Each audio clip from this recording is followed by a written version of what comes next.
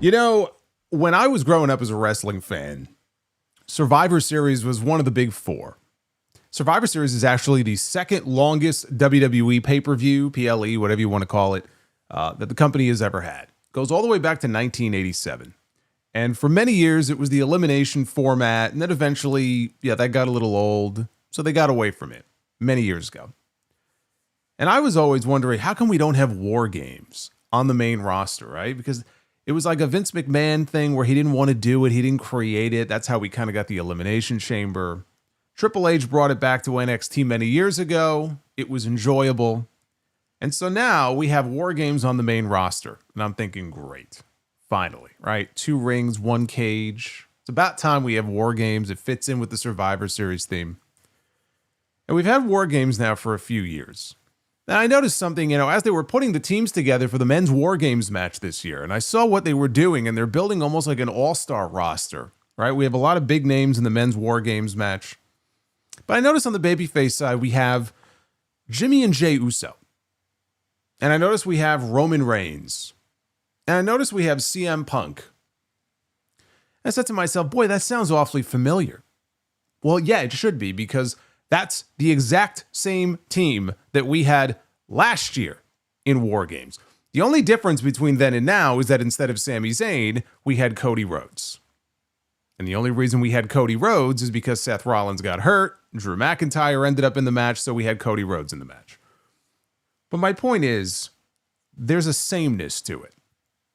There's a sameness to the same faces and the same teams and the same people. And really, I'm talking about the bloodline. Most of all, there's a sameness to it. But there's another aspect to it as well, which is that I am a believer that when you do a match like War Games, there should be a really good reason for it. And one of the things that really helped kill Hell in a Cell for so many years is the fact that they decided to turn it into a pay-per-view. Even when there wasn't a need for a Hell in a Cell match, it's like, oh, it's October or whatever month it would be. Oh, we have to have Hell in a Cell. It's like, no, you don't. There should be a time and a place and a reason and a rivalry for it. CM Punk and Drew McIntyre last year was the perfect blow-off inside Hell in a Cell, right? It was bloody. It was brutal. It was great. But we have now fallen into this trap with War Games where, oh, it's Survivor Series, and so we have to do War Games even if you don't really have a great reason to be doing War Games. And that was one of the things that plagued both the men's and the women's matches this year. It never really felt, especially on the women's side, more so. But it never really felt like there was a real reason for these men to go to war, for these women to go to war, right, and have a War Games match. And WWE also tends to play it very safe when it comes to matches like this where, it's all about certain spots, right? And there's a sameness to that as well, right? Look at Io Sky in the women's match, right, doing the same spot from the top of the cage every year.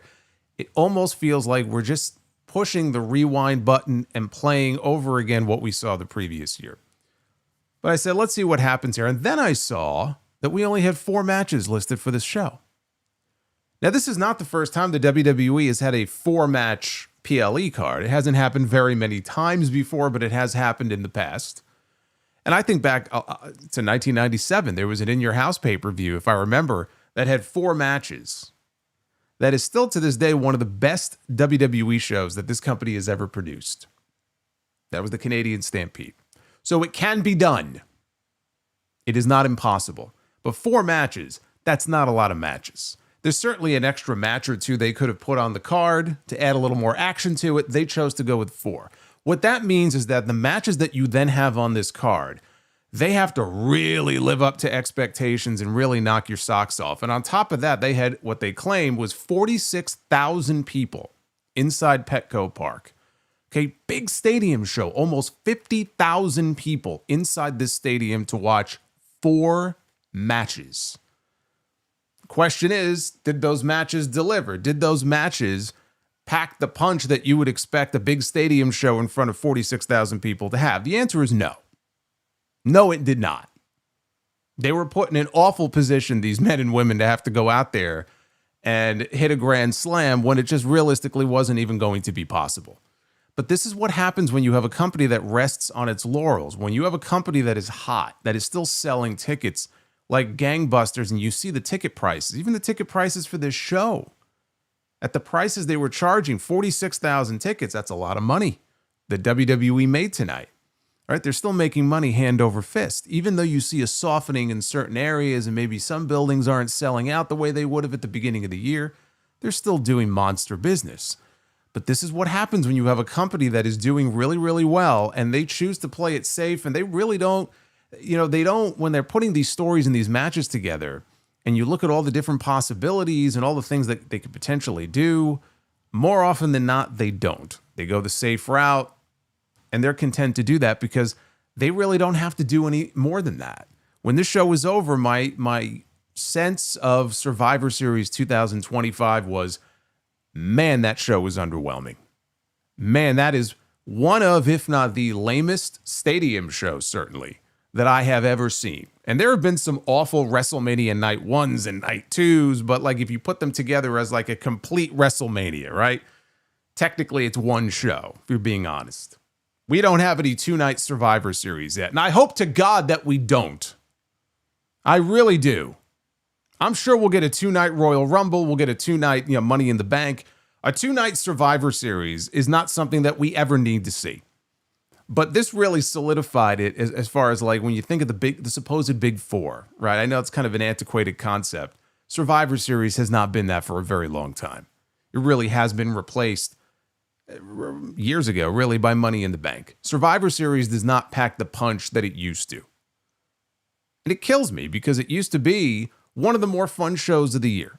Now, I don't know if the answer is simply to get rid of the War Games match. I don't think getting rid of the War Games matches is the answer here, but I do think that this show, when it was over, it felt to me like, okay, we need to give this concept a break for a while.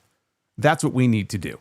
Is the answer going back to the old elimination format? Is the answer to simply have a regular Survivor Series and just skip War Games and then come back to it the following year? Is the idea that maybe we adopt the Iron Survivor concept from NXT, which has worked really well down there? I mean, it's got the word Survivor in it. You can try it out and use it at Survivor Series 1 year. You got the penalty box outside. I don't know. But one thing that was clear to me when this show was over is that this concept, it needs to go away for a little bit. Because at least this company, they can't seem to, produce War Games matches that really provide, I think, the fun and the variety that the concept could bring. It's just a lot of the same old shit, same old spots, the same faces. And that's not what War Games should be. The women's War Games match that we had tonight was probably the safest War Games match that you will ever see. And great. Hopefully nobody got hurt. That's great. But it's fucking War Games. There was nothing war gamey about that match at all.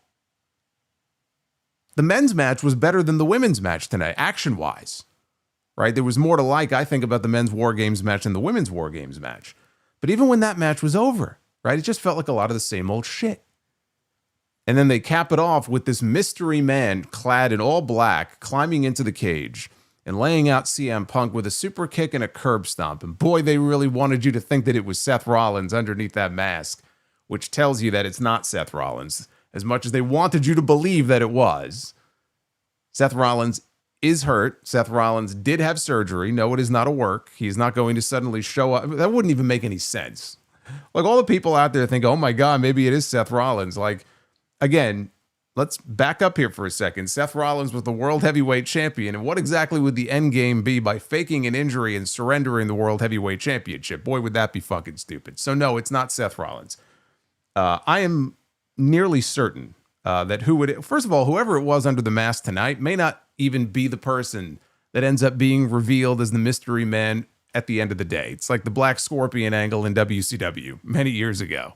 It could technically be anybody under the mask, and when they're good and ready to reveal who it is, it could be somebody else. I am certain that it was Austin Theory. Austin Theory was the name that was rumored by Dave Meltzer many weeks ago as being in the men's War Games match. And what I think happened is that when Seth Rollins got legitimately injured, it blew up all of their plans.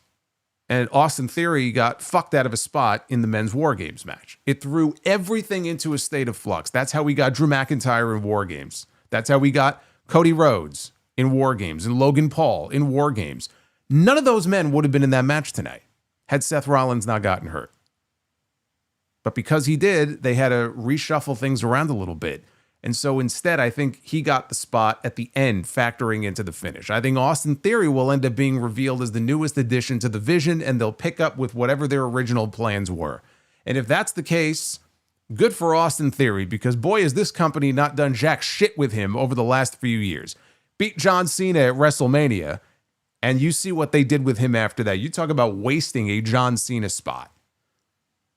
WWE hasn't just been dropping the ball with John Cena at various points during his retirement tour. It dates back to WrestleMania 39. You get a win over John Cena at WrestleMania, that ought to mean something. We shouldn't be sitting here in 2025 going on 26 talking about a match that happened in 23 and they did nothing with the man coming out of that match. That's a whole other story. I do believe it was Austin Theory as the attacker at the end of the show. I really don't think we need to overthink this.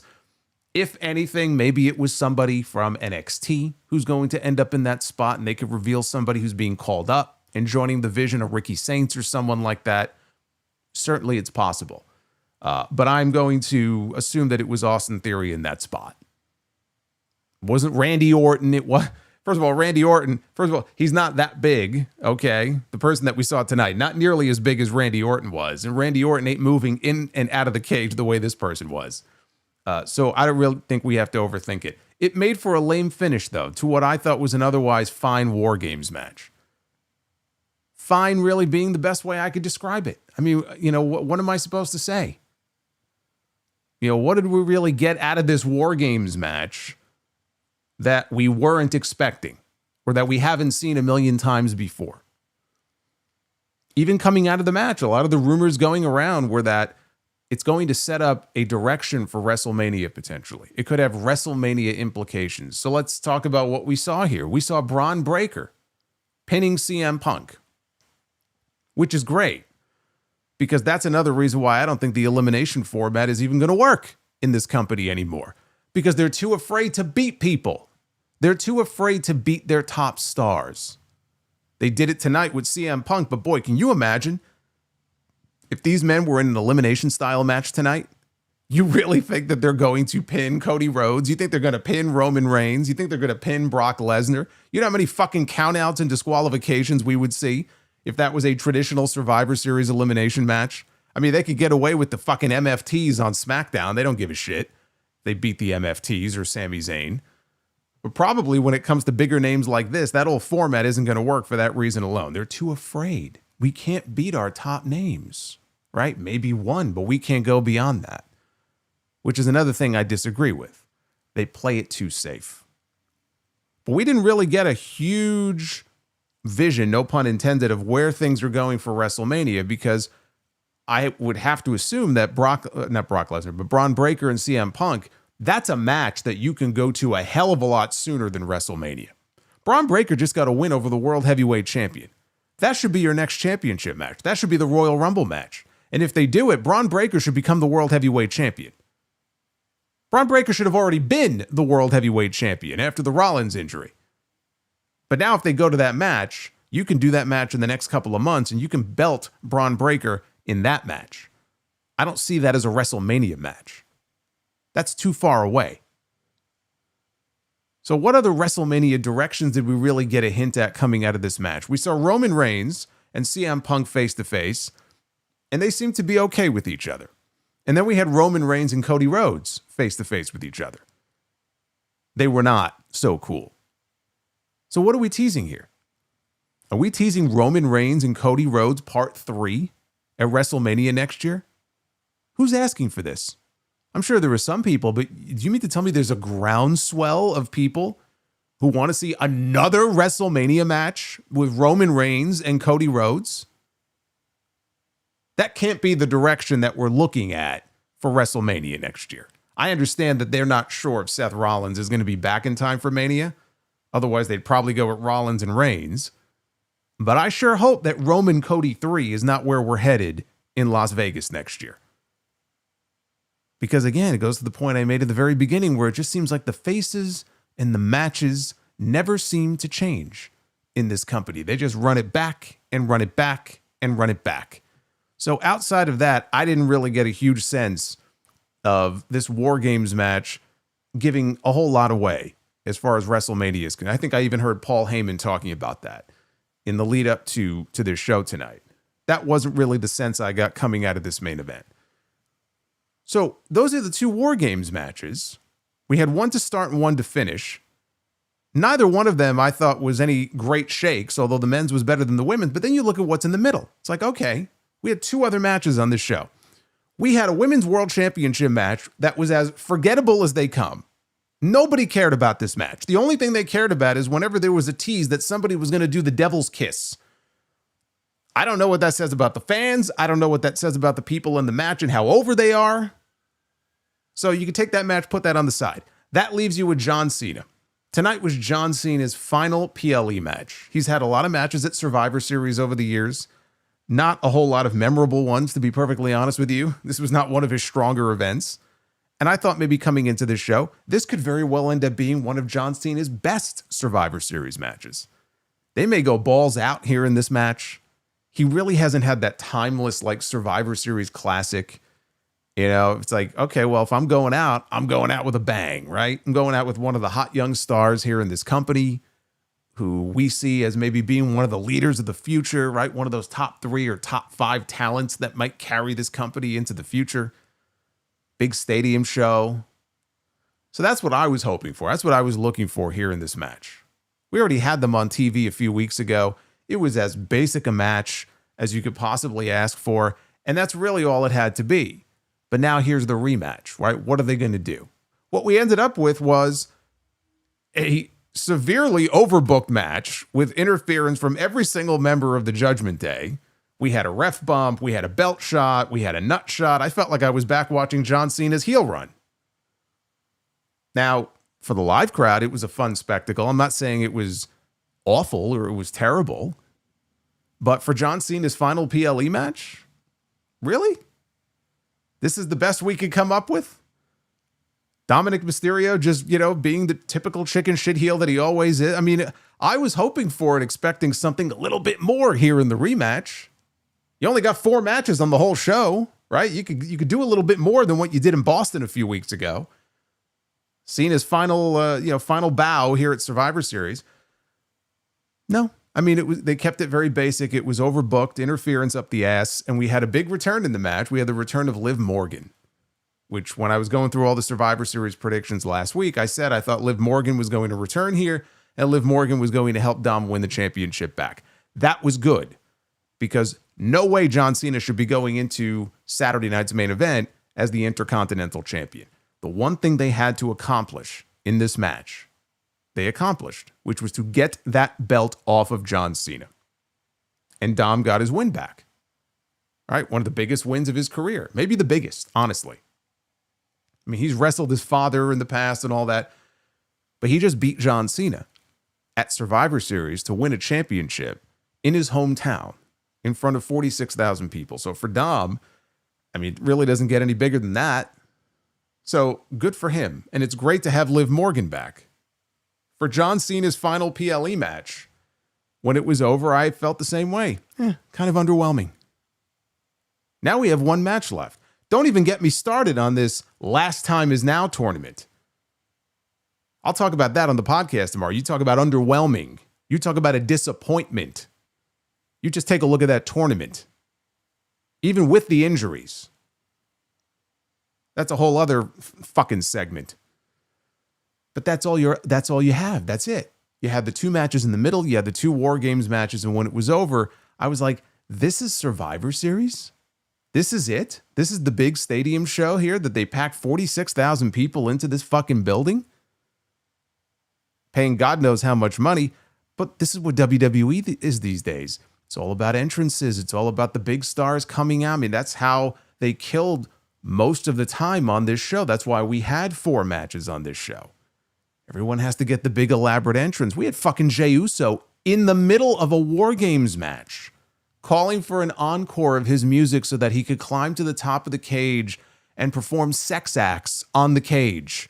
I don't know what he was doing up there. I guess he was yeeting the cage, but whatever he was doing, I'm watching this going, am I really seeing this right now? In the middle of a War Games match? That sums it up. That sums it up really well right there. I don't know what the fuck he was doing up there. But this is what WWE is. It's all about the stars. It's all about the big names, right? You hear the music. You want to pay to go to the show to hear the music and see the entrance. And that's what it's become. That has become the most important thing on the show. But I think what has happened is a lot of the storytelling has taken a back seat in many ways. And I've talked about how Triple H plays things very safe when it comes to his booking. I'm not saying you have to give away the store on every single show, but he plays it very safe, or he'll take stories or tensions between members of a faction. You talk about slow burn. I mean, he takes slow burn to a whole new level. Just look at the Judgment Day. I can't believe the Judgment Day is even still a thing at this point. Or everything he milked out of the blood. I mean, we can go on and on. So when Survivor Series was over, I said, man, this was not a great show. This was very underwhelming. And for 4 matches on the card, what do you expect? Those matches really have to overperform when that show is over for you to sit there and go, hey, you know what? This was a great show. No, this was not a great show. Could have been. But they'll turn around next year and do the same thing because, hey, we got 46,000 people. We'll just do it again next year. From now on, you're going to see Survivor Series in stadiums. This is going to become the new stadium show now, every single November. And we'll get the 2 War Games matches, and we're going to go through this over and over and over again. And my only hope is that in the future, in 2026 and beyond, that if they insist on continuing this format, and they're not going to take a break from it, that they at least can put together compelling enough stories that would warrant a War Games match. And they could tell those stories, and that we don't get the same fucking people, please, in these matches. Io Sky, I love Io Sky to death. She's great. She's one of the best in the entire world. We don't need to see her putting a garbage can over her head every single year and doing the same spot off the top of the cage. Kofi Kingston in the Royal Rumble, right? It was such a novel concept. Every time he would try to find a different way not to be eliminated in a Royal Rumble match, until they did it so often, it just became old hat. And it's like, are we really still doing this shit? Then he started botching them. And it's like, all right, I think we need to put this shit to bed. Like, you could take something fun, but at some point, you got to move on. You can't just do it every single year. And please, if we're going to do a War Games match next year, can we not have Roman Reigns and the Usos and CM Punk on the same fucking team in the War Games match? Can we have a little bit more variety on that side of the fence? Please. This was the lamest stadium show that WWE has ever produced, and we're going to talk about it here. There was some good stuff on this show. It wasn't a total loss. But I am underwhelmed. This is your WWE Survivor Series War Games review. It is Sunday or Saturday, right? Technically still Saturday. November 29th, 2025. I am the Solomonster. Thank you for hanging out with me here. The final WWE PLE, I guess, technically, of, some people might consider Saturday night's main event to be a PLE now that it's not on NBC anymore. But I don't. The final PLE here of the year. Hit that like button, hit that subscribe button. Super chats are open. I will be reading all of your messages, trying to answer your questions. Maybe you disagree with me. Maybe your thoughts on this show are a little more kind than mine. You can tell me why you think I'm wrong. Chime in. I will read your messages here as we go on. We're going to take this from the top here and go through this because they announced over 46,000 people in Petco Park in San Diego. By far the largest crowd ever for a Survivor Series. My curiosity is killing me just like a cat would be killed by the curiosity, yeah. Hey, Holiday, thank you for that Macho Man super chat. Macho Man and a cat. Well, you can't go wrong with that. At least it's a cat, not a snake. Didn't work out too well for him the last time when he was with a snake in the ring. But anyway, so 46,000 people at Petco Park. This show has been a thing since 1987. It's kind of hard to believe, honestly. SummerSlam, Royal Rumble, they've done them from football stadiums and baseball stadiums, and it took them this long to take Survivor Series there. But again, Survivor Series was always like the redheaded stepchild, when it came to these PLEs. But they did open the show with War Games. When you hear the siren, the cage is lowered. We started with the women's War Games match.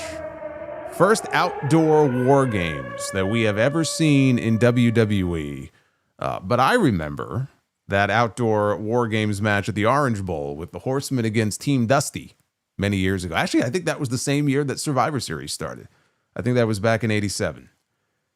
So they added a new rule.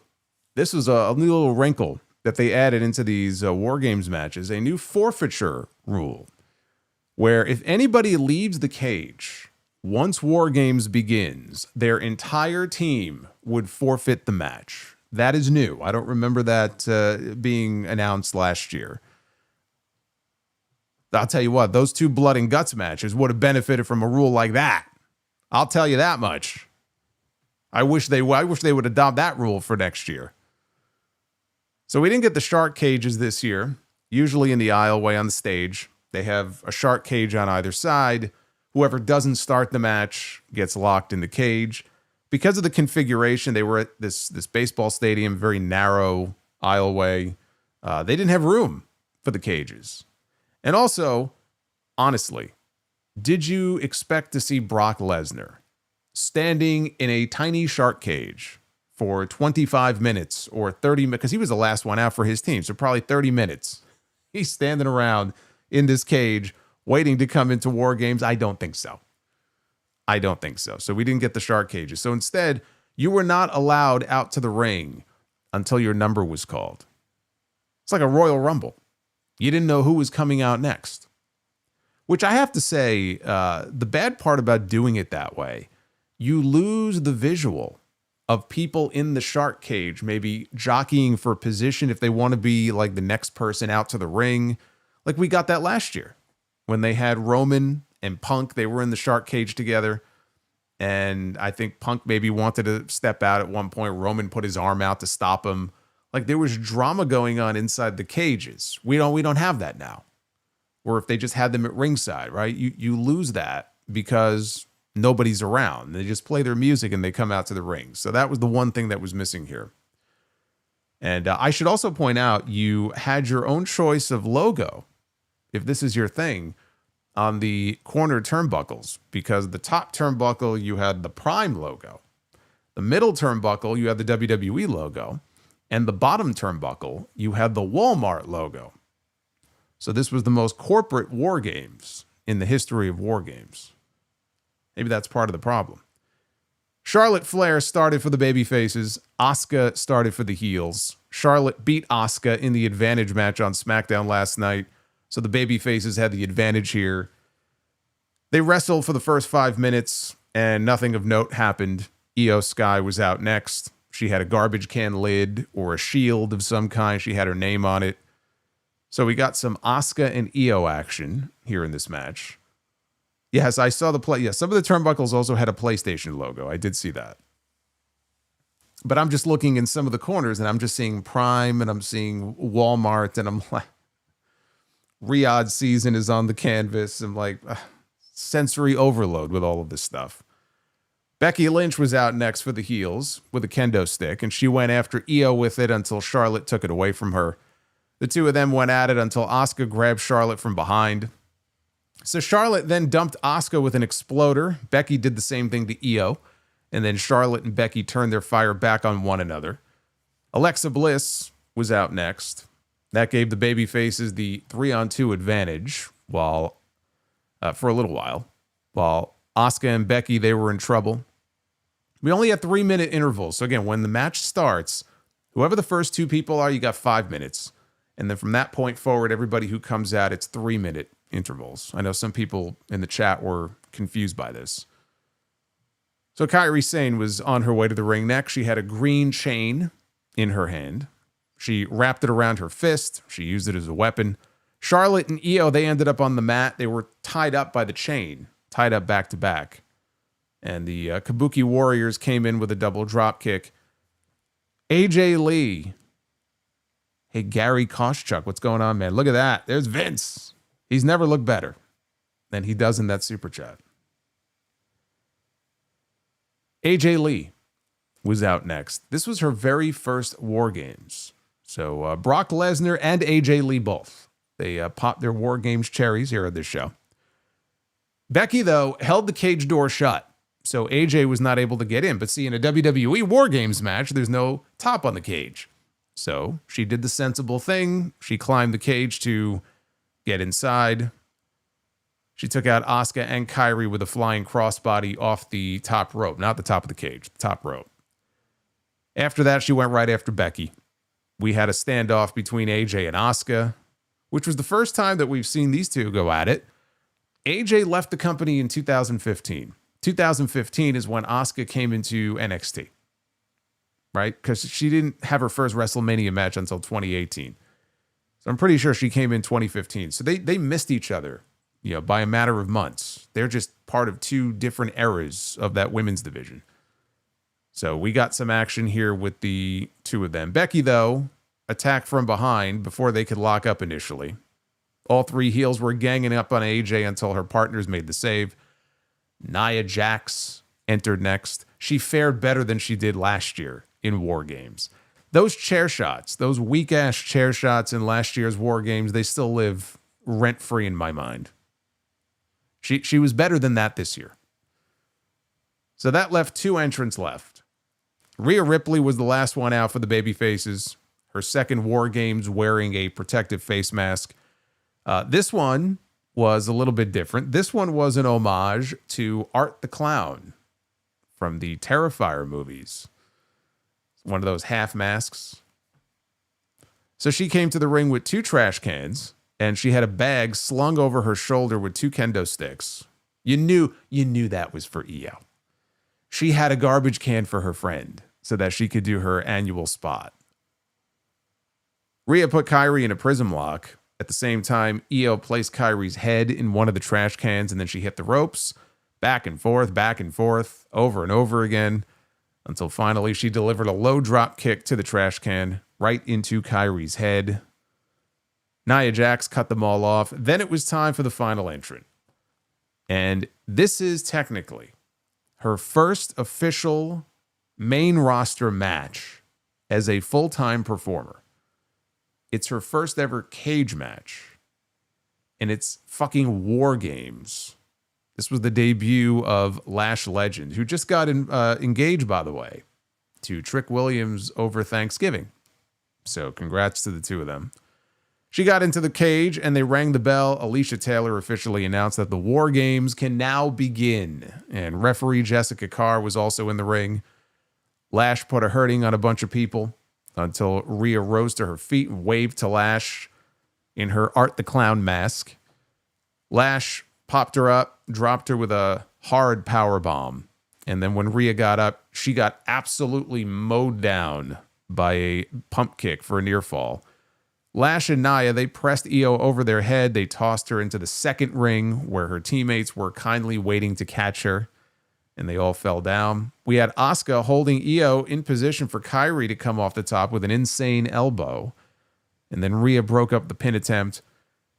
We had a spot here, and this kind of goes to the dissension that they were teasing the last few weeks, although apparently they had resolved all of their issues coming into this show. They tidied that up real quick. I was surprised they didn't really leave it as a mystery for this show. Would Charlotte and Rhea be able to get along? They tied that shit up over a week ago. I don't even know why they bothered to do that in the first place, if that's what they were going to do. It's not like they were, giving each other the side eye here in this match. But they did a spot here where Charlotte actually saved Rhea from being misted by Asuka. And instead, Asuka misted Lash Legend by accident. We didn't see Lash again after that. Charlotte and Rhea, they suplexed Nia just for Alexa to come off the top with Twisted Bliss. And guess who ended up on top of the cage? Gee, I wonder who is on top of the cage. It is Io Sky. But she doesn't have the trash can. Now, AJ Lee, tiny little AJ, is down below on the mat. And she's got one of the trash cans. But she's trying to reach up and hand it to Io, but she's too short.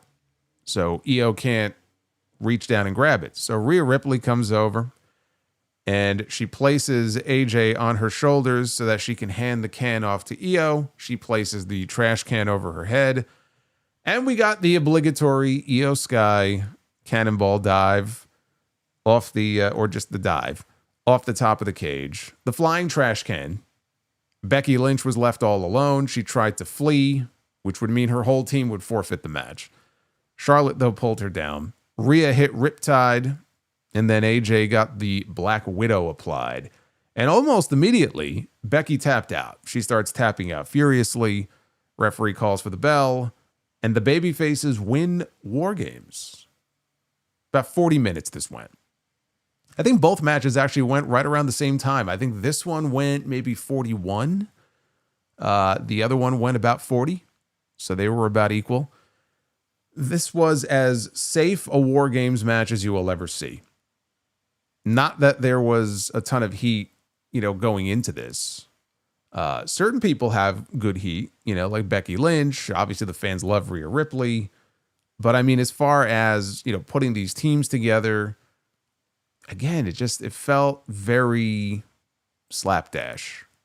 I guess the way that most of this was assembled here. And there just wasn't anything particularly, again, I said before, like war gamey about it. There really was nothing memorable. Io, she always nails that spot, and it's very impressive. But this is what, the fourth year now of her doing it? Like, after a while, there's only so many different ways that you could do the same thing over and over again. It's like, okay, yeah, it's a cool spot, but it's no different than what we saw last year or the year before that. And that was the big spot of the match. Was Io doing her dive off the top. Of the 40 minutes we got, the first 30 or so was just very dull. It was very boring. And then it started to pick up a little more in the last 10 minutes. I thought it was smart for them to take Lash Legend out of the match in the way that they did. It was a way to protect her. I mean, obviously she didn't take the losing fall, but she had certain spots that she did. I thought that, of the stuff they had her do, which was not a lot, she looked fine. Like, the pump kick was very impressive. Even when she throws like those forearm shots, they look devastating. So she threw that pump kick at Rhea. She did that one spot where her and Nia, they gorilla pressed one of the baby faces, I think it might have been Io, into the opposite ring. That's really all I remember of Lash Legend doing in this match. She didn't do a lot. And I think that was by design. Because again, this woman just got called up from NXT. She has not had an official match on SmackDown or anywhere on the main roster since being called up until tonight. And it was War Games with all these other women. That's not a spot that she was ready to be put in, but it's the spot that she found herself in. So the limited amount of stuff they trusted her to do, I thought she did it fine, but she didn't really do a whole lot. And then they misted her, and that was their way of taking her out of the match. Becky Lynch, she took the losing fall. Becky already lost the Intercontinental title to Maxine Dupree, and she's been losing her mind and going crazy on social media. She lost to Maxine. She lost to AJ Lee at WrestlePalooza. She just tapped out to AJ again here at Survivor Series. She's due for a win, right? I think it's great that she's putting these people over. And that's great. It kind of fits the character that she's portraying right now. But she's also due for a win soon. She's very entertaining, though, whenever she takes a big loss. And then coming out of that loss, she ends up just losing her fucking mind, which I suspect is what we'll see more of here. And by the way, did you notice who the referee was for this match? Jessica Carr. So I suspect that's something that Becky will definitely bring up. The other issue here with this match, and maybe this was part of the reason why it was so fucking dull for 75% of it, it's tough to do a War Games match when the baby faces have the advantage. Now, the problem is you can't just have every War Games match that they ever do where the heels have the advantage, because then that just becomes predictable. But that's the issue when you have two War Games matches. If you only had one every year, it would be a little bit easier to get away with. But you got two of them. And you can't well have the heels go over in both War Games matches every single year, right? So inevitably, you're going to have the baby faces have the advantage.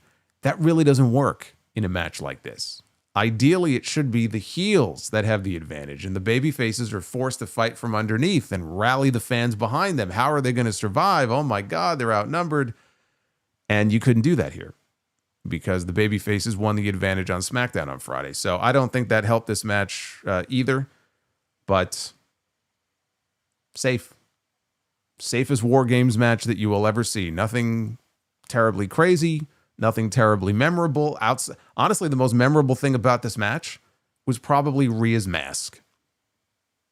That really says it all right there. Now, after this, we had John Cena in his final Survivor Series match, defending for the first time, and as it turned out, the only time, defending the Intercontinental Championship against the former champion, Dominik Mysterio. But before I get to this match here, I do want to make mention of our boy Boots, who just dropped a $50 bomb. What's going on, Boots? Where you been, buddy? He's here with us tonight. Boots, thank you very much. I hope you had a happy Thanksgiving. John Cena won the Intercontinental title for the first time in his career in Boston a few weeks ago. He is now a Grand Slam champion. Everybody can cheer. Yay, it's Grand Slam. But I can't tell you how many times people were asking me this year, do you think John Cena is going to win the Intercontinental title? It's the only one he's never won. He's got to win the Grand Slam. And I'm like, I don't give a shit. Like, who cares? This guy's done everything else there is to do. Like, if he retires and he was never the Intercontinental champion, believe me, it's hardly a blemish on his resume. And he already won the WWE Championship this year. That would kind of feel like a step down. But people wanted him to win that title. And so to give people the feel-good moment, they did it a few weeks ago. And it was a nice feel-good moment. And then reality set in where it's like, oh, he's got 2 matches left. And we have a pretty good idea of who he's wrestling in that last match. There's no way, there's no scenario that I can envision that would justify having that championship on the line in that match. So as quickly as they got it onto him, the realization set in that they need to get it off of him. The only question is, who's his opponent going to be at Survivor Series? Once they announced that it was going to be Dom in a rematch, it became clear, how this was going to go. Dom was out to the ring with Raquel Rodriguez and Roxanne Perez. Cena got the big reaction that you would expect, for this being his final PLE match. Alicia Taylor handled the in-ring introductions. I would say Dom, he got a respectful reaction. It really wasn't overwhelmingly negative or overwhelmingly positive one way or the other. It was kind of in the middle. Especially considering they were in his hometown. I might have been expecting more of a positive reaction, but it's John Cena. It's one of his last matches. So I guess I'm not really shocked by that. So Roxanne got involved early. She was tripping Cena, gave Dom the advantage. Then Raquel took a shot at Cena. So it was like a 3-on-1 handicap match here. And then they did a spot outside on the floor. The same spot that Penta did in his match with Solo Sikoa in the John Cena tournament on Monday night, which for Penta is just a pretty routine spot where he does a Rana off the top of the barricade and takes his opponent down to the ground. Unfortunately, on Monday, Penta got hurt, legitimately. They repeated the spot here, and they wanted you to know that someone got hurt on Monday and a match ended because of it. That's exactly why they did this spot. They were playing off of what happened with Penta. The funny thing is, Dom did the Rana to Cena. The bump that he took was far worse, it looked like, far worse than what Penta looked like when he took that bump on Monday night. He's the one who got legitimately hurt. Dom did not. But the way Dom landed right on his shoulder and like right on his neck, he got folded up. It actually looked more devastating than what happened to Penta on Monday. So he took a nasty landing and he was selling it like he was hurt. And the referee was checking on him. The referee got back in the ring to talk to Cena, let him know what was going on.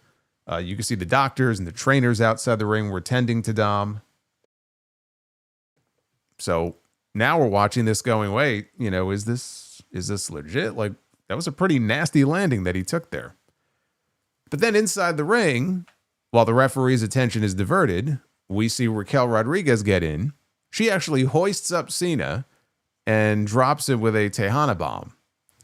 And then Cena pops back up and he takes a Pop Rocks from Roxanne Perez. If you would have told me that on this retirement tour, John Cena was going to take a fucking code red here from Roxanne Perez, I would have called you crazy, but that's exactly what happened here in this match. What a huge fucking spot for her to be able to say that in one of his last matches she got to do a spot with John Cena and deliver her finishing move to this guy. Good for Roxanne. She gets to brag about that now for the rest of her career. So, of course, after this, Dom was suddenly okay. And he sprang back up to his feet and he got back in the ring. He delivered a 619. He went up top. He hit a frog splash. He covered. Referee Chad Patton refused to count. He was so angry and pissed off at Dom for feigning that injury that he just refused to count. He got up in his face. He was yelling at him. Then he ejected Raquel and Roxanne from ringside. So then came the scene of shoulder tackles.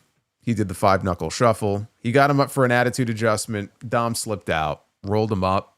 Cena, though, got the STFU applied. And Dom was able to make it to the bottom rope to force the break. Cena tried to drag him back to the center of the ring. The referee, though, pulled Cena away. And that allowed Dom to loosen his boot so that when Cena came back, he ended up pulling the boot off. So the Eddie Guerrero spot, everyone makes the jokes. Dom makes the jokes, about Eddie, being his father, him taking after it. He looks so much like him, though. I mean, with the fucking mullet and everything, you would really think he's Eddie's kid. But boy, did he take it to the max. I mean, he takes it to the extreme as far as like cosplaying as Eddie Guerrero here, right down to all of his signature spots in almost every single match that he does.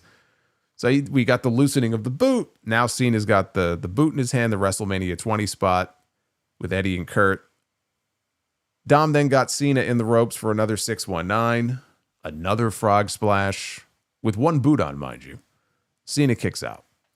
So Dom puts the boot back on, but when he turns back around, Cena hoists him up and delivers an attitude adjustment and covers him, and Dom kicks out. So we got more shoulder tackles from Cena, but he caught Chad Patton with one of them. So there it is. There's the ref bump. So now you know shit's about to happen. So referee goes down, sure enough. Now he got the STFU applied again, but there's no referee. You big dummy. You knocked him out. He's like, where's the referee? There's no ref. But you know who is there? Finn Balor and JD McDonough. They made their way down to the ring. They pounce on Cena. McDonough goes for that moonsault that he does off the top rope. Beautiful moonsault. Cena, though, got the knees up. Balor then comes off the top with the coup de grace. Cena moves, so he rolls through. Cena then got Balor and McDonough on his shoulders for a double attitude adjustment. They flash back to Dom outside, and he's grabbing the Intercontinental title, and he brings the belt into the ring with him. Cena ducks a belt shot, attitude adjustment again, still no referee. Cena starts waving for a ref. He doesn't get a referee. Instead, what he gets is Liv Morgan's theme song. And everybody cheers because we haven't seen Liv in quite some time. They weren't expecting her. I was, but they weren't expecting her here on this show. Or even if they were expecting her, they're just happy to see her. And she comes out and she makes her way down to the ring. She sprints down to the ring. So what's she going to do? She confronts Dom and they're all smiles. And then she smacks the shit out of him. So then she turns to Cena. And again, she's all smiles. And she jumps up into his arms. Then the camera zooms in on her face. It's like when Cena turned heel at the Elimination Chamber and he's hugging Cody and the camera gets that zoomed up shot of his face. So they zoom in on her face and she gets this wide-eyed, like possessed, crazy look in her eyes. And she jumps down and she kicks Cena right in the dick. And he ends up in the ropes in perfect position as Dom gets back up, 619. That knocks Cena backwards into a belt shot. Liv hits him with the championship. So down goes Cena. And Dom goes back up, hits another frog splash. There's still no referee. So Liv goes and wakes up Chad Patton, who crawls over to count the 3. And we have a new Intercontinental Champion. Liv jumps into Dom's arms after the match. The two of them celebrate. And after they left, they stopped the music. And they had Cena, they let Cena have his moment. And the crowd gave him a respectful standing ovation. And he saluted them and he made his way to the back. So I am of two minds on this. They had to get the title off of Cena before Saturday night's main event. So they accomplished that. That's good. And it's great to see Liv Morgan back. You know, I figured that we would see her here on this show. Some people thought maybe they'll wait until the Royal Rumble. But, you know, when I was gaming this out in my head, I'm like, Dom has to win this belt back. And he's not going to win the belt back clean, right? There's going to be some kind of fuckery in this match. Although I think I underestimated how overbooked this match was going to be. But I'm like, what can they do other than just having like Balor or McDonough or El Grande Americano? Because how fucking lame would that be, right? El Grande Americano interfering and costing John Cena. What the fuck are we doing here? All due respect to the great El Grande Americano. So like, what could they do here to really shock people and have that big moment where it doesn't feel too cheap and you feel like you got something big out of it? You bring back Liv Morgan, right? We knew she was close to coming back. You know, we've seen her at some movie premieres recently, or maybe it was the Stranger Things premiere that she was at. She looks great, and she looked like she was ready to get back in the ring. So we got her here, and that's great. And that's another big name to get back in the women's division on Monday Night Raw. But as one of Cena's last matches here, they overbooked this thing straight to hell. So you had Raquel and Roxanne out there. They're interfering and they're hitting moves and they're attacking Cena, right? So first it was them. Then we got the ref bump. Then we got Balor and McDonough. And then it was Liv. And then there was the belt shot and the nut shot. And like one right after the other, after the other. It wasn't even like one or two things. The whole fucking match. Now, there were some exciting moments during the match, sure. But when it was over, it was like, man, they really went all out with the bells and whistles here. It's almost like they were just trying to distract. Instead of just putting these two guys out there and letting them have a better match than the one they had in Boston a few weeks ago, because I know they have it in them to go out there on a big PLE like this, big stadium show, and have a memorable in-ring match. And then if you want to save some of the overbooking for the very end of it, I understand that. You know, you have a ref bump near the end and then Liv comes out. Like, I get it. You know, I get all that. But from the very beginning, you know, even the faked injury and everything, that's really all this match was, you know? I understand that Dom is called Dirty Dom for a reason. And I know he's a heel. He's a chicken shit heel. And I get all that. But I do think that you could have done this in a way where you gave him a little bit more and made him look a little more legit than you did here without him just constantly needing help. They didn't do that. You know, they elected to go in the complete opposite direction. I don't know if it was because they really would rather Cena not go out there and have like a 20-minute knockdown, drag out kind of match in the event that he gets hurt. Because that would fuck things up royally. Right? If something went wrong, if he got hurt with one match left to go, I understand all that. But I was a little disappointed by that. My expectations for this match were higher. And maybe that's my own fault. But I thought what we saw on TV a few weeks ago, we would get the real match here on this show, right? Because this is a much bigger show. And it'll mean more then in the end if they do the big Liv Morgan thing and then Dom wins the championship. And instead, they just went, you know, the cheap route for the entire thing. So it was a fun enough spectacle, you know, for what it was and for the live crowd to see all that. I just thought Dom looked, you know, weak enough in that first match. But they did what they had to do. They got the belt off of John Cena. You had to get the belt off of John Cena. You gave the people what they wanted. They wanted the Grand Slam. He's got the Grand Slam. Now get the belt off of him. And now the question is, what happens as far as the future of the Judgment Day, right? Liv's back in the fold. Everything seemed hunky-dory on this show. We didn't have any interaction with Liv and Roxanne. Roxanne was already out of there. So we'll see how that plays out on television. They haven't really done anything recently with, like, nothing overt with Dom and Roxanne on TV, you know, where early on she was bringing him the chicken tenders and she was being all nice to him, and they've really gotten away from that. So I don't really see what Liv Morgan would have to be upset about as far as that goes. But now she's the queen bitch and she's back. And so we'll see how that plays out on TV. There has to be some sort of fracture or dissension among the members of the Judgment Day now that she's back. We know that there were bad feelings between her and Finn Balor. Finn Balor was not really happy with her. So we'll see how that plays out now on TV. But we have one match left. That's it. We have one match left for John Cena, and he is done. December 13th. And we now know he's either going to face Gunther, Solo Sikoa. Can you even imagine?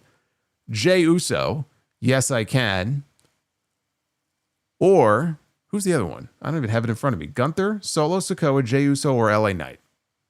Poor LA Knight. I forgot he was even in the tournament. So one of these four men are going to challenge John Cena. It's going to be Gunther. I refuse to believe that it's going to be Jey Uso. Gunther will be the one wrestling John Cena in his final match.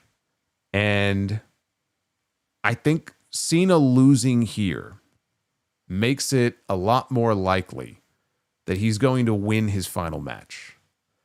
I just feel... Now, if Cena had his way, I'm sure it would not go that way. If it were up to John Cena, I think he would go out on his back or he would pass out in the sleeper hold because I don't see him giving up. It would go against everything that character has been about from day one. And you can make the argument that, man, what a huge feather in the cap for Gunther if he becomes the guy who actually made Cena give up. I cannot see a scenario where they allow that to happen. Can you imagine all the little kids crying in the crowd? He not only lost his final match, but he gave up. There's no way that's happening. But I think him losing here makes it more likely he wins on December 13th. I just think that they're not going to want him to go out on a downer, with back-to-back losses like this. He really got fucked over here in this match with all the interference. And then for him to go in there in DC and then lose again, it makes sense because Gunther's sticking around and Cena's not, but I could see the company making an executive decision here, despite whatever Cena may want to do, and saying, look, no, you're going to go out the right way. You're going to go out with a win. It's like the Sting in AEW thing where Sting, supposedly Sting wanted to lose at Revolution last year. He wanted to lose in his retirement match, and he's old school. So I can absolutely see him saying, no, I'm going to lose. But it was Tony Khan who insisted, no, you're winning. I've kept you undefeated this entire time. I have great reverence for you. You're the man. You're staying. You can't lose in your retirement match. Maybe WWE makes an executive decision here and says, you're going over. But I think this makes it more likely that that's what happens. Now, after this, Triple H has... it is Triple H.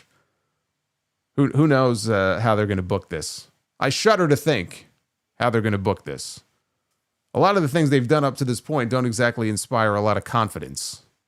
You know what, though? I'll be honest with you. It would make sense to have Gunther win, keep him strong, right? He's sticking around. In this case, though, this is a special circumstance. This is John Cena's final match. He's the ultimate babyface. I say him going out with a win is perfectly fine. Gunther loses nothing by losing to John Cena. Let's be honest here. What does he lose if he loses to John Cena? He lost to fucking Jey Uso. There's nobody at this point that Gunther could lose to that's going to affect him. There's nobody. He lost to the Yeet Man at WrestleMania. Okay? And he's okay. He lived to tell the tale. If he loses to John Cena in a competitive match, he'll be fine.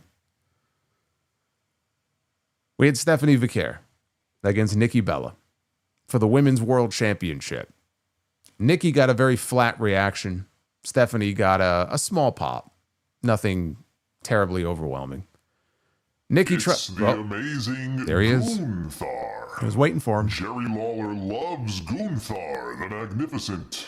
All hail Gunther. I was waiting for him. There's Boots from earlier with that $50 Gunther bomb. Thank you, Boots. We do have an extra goal in the chat. 5 magenta or higher bombs. And you will unlock a brand new installment of RSPW Rewind. That's the bonus goal for tonight. Thank you, Boots. So Nikki tried a cheap shot as the bell rang. Stephanie, though, came right back with a drop kick. She went for a knee drop on the apron that she missed. That gave Nikki the My curiosity is killing me just like a cat would be killed by the curiosity, yeah. Thank you, Jeremy. That gave Nikki the opening she needed. And at that point, she went to work, and the crowd went mild. You know, they had 46,000 people, supposedly. If it wasn't 46, it was pretty close.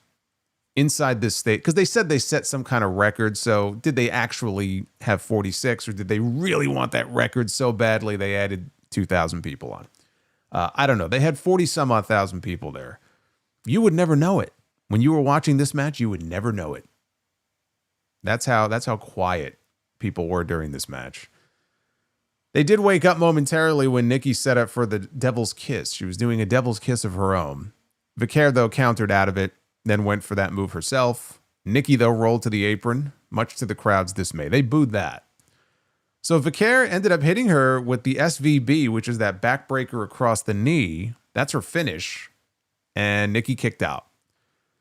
So Stephanie avoided Nikki's Rack Attack 2.0, hit a corner Meteora. Nikki came back with a disaster kick, followed by the Rack Attack, only for a 2 count when Stephanie got her foot on the bottom rope. So they ended up outside the ring. Stephanie cleared off the announce desk and gave Nikki a Devil's Kiss on top of the desk. And she slid Nikki back into the ring. She hit a proper Devil's Kiss, followed by this great-looking I mean, they're always great-looking. It's a great move. The corkscrew splash off the top, mostly to her knees, but still. And she pinned her to retain the title. Thank God. I did think that there was at least a small chance they would pull that twin magic shit. And this would be the return of Brie Bella. And that's the only way I could envision Nikki winning the championship here. And giving her like a short run until Stephanie wins it back. I would put nothing past these people. Thankfully, they didn't do that. Look, Nikki did not do anything wrong here. Right? It's not like she went out there and had this awful match and she was botching and fucking things up and they weren't on the same page. Like, she didn't do anything wrong here. She's just not very interesting to watch. And nobody cared about this. Nor did they buy into the idea that she was actually possibly going to win the championship here. And I'll tell you what doesn't help. What doesn't help is that you have a woman in Nikki Bella who has not won a match since July. She got a singles win over Chelsea Green in July. Okay, it's almost December. Why was she even in this position? Can you answer me that? I understand she turned on Stephanie and Stephanie was very upset. You could say that maybe Stephanie requested this match. On what planet should Nikki Bella, who has had one win in the last, 4 months, be challenging for the Women's World Championship on this show? Even in storyline, they had Raquel and Roxanne complaining about this. Roxanne picked up a few wins over some of these people on TV. How come she's not in championship contention? That's a valid point. So she didn't belong in this match to begin with. It's no wonder people just did not buy into this shit. It wasn't working. Week to week, you could tell it wasn't working. That awful segment, was it last week, where she attacked, it was at Madison Square Garden, I think, where she attacked Stephanie on the stage as Stephanie was about to come out, threw her into the LED screen. Stephanie had to lay there for like fucking 2.5 minutes while Nikki cut her promo and not react and not go after this woman. Nothing they have done has really worked.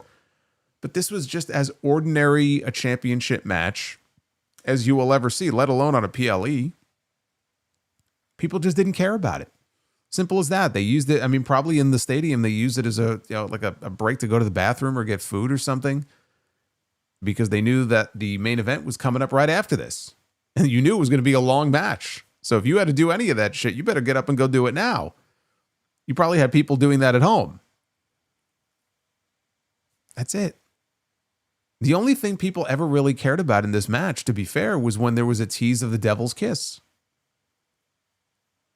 I'm starting to wonder what's more over. Is Stephanie really over, or is it just the Devil's Kiss? I don't know, because they didn't give a shit about anything else here. This should be one and done. You did it. You did the turn. You turned her heel. Then you beat her.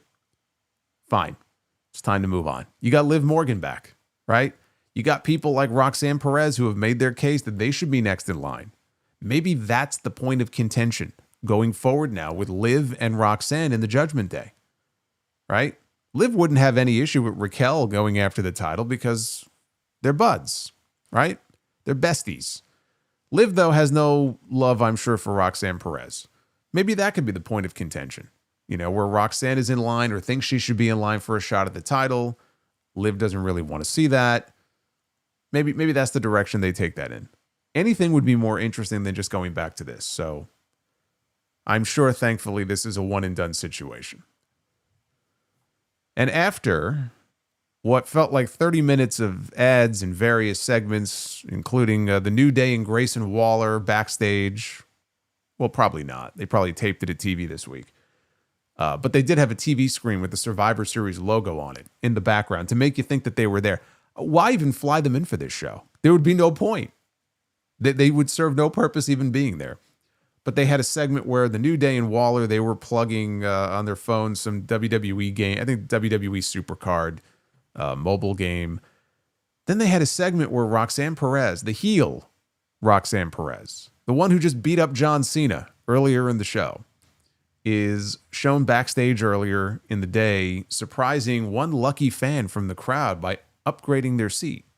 So we had, and I think that was sponsored by some mobile company. So we had that whole segment as well. So finally, 84 years later, we were ready for the main event on this four match card. It all came down to this. This main event was going to have to over deliver for this to be, in my opinion, a thumbs up show. It was time for the men's War Games match. Oh yes, the sirens are back. Enjoy the siren. It's the last time you're going to hear it until next year. Men's War Games with the World Heavyweight Champion, CM Punk. Starting things off with the much younger Braun Breaker. Poor Punk. They had him start War Games. Would he be able to survive the 40 minutes? That was the question. So Punk and Braun Breaker, which even before we saw the finish of this match, I'm looking at this going, this should be your next World Heavyweight Championship match right here. The heels had the advantage because Logan Paul and Drew McIntyre, they beat the Usos on Raw this past Monday. So a totally different dynamic here from the women's match. And Breaker proceeded to beat the crap out of Punk for most of the next 5 minutes until Punk caught him with a clothesline off the top. But then it was time for the next member of Team Vision. And this was bad news for CM Punk because out comes Drew McIntyre, somebody who Punk is very familiar with, someone who Punk has a history with in a cage. Not the first time these two have met in a cage. It was a lot bloodier last time when they met.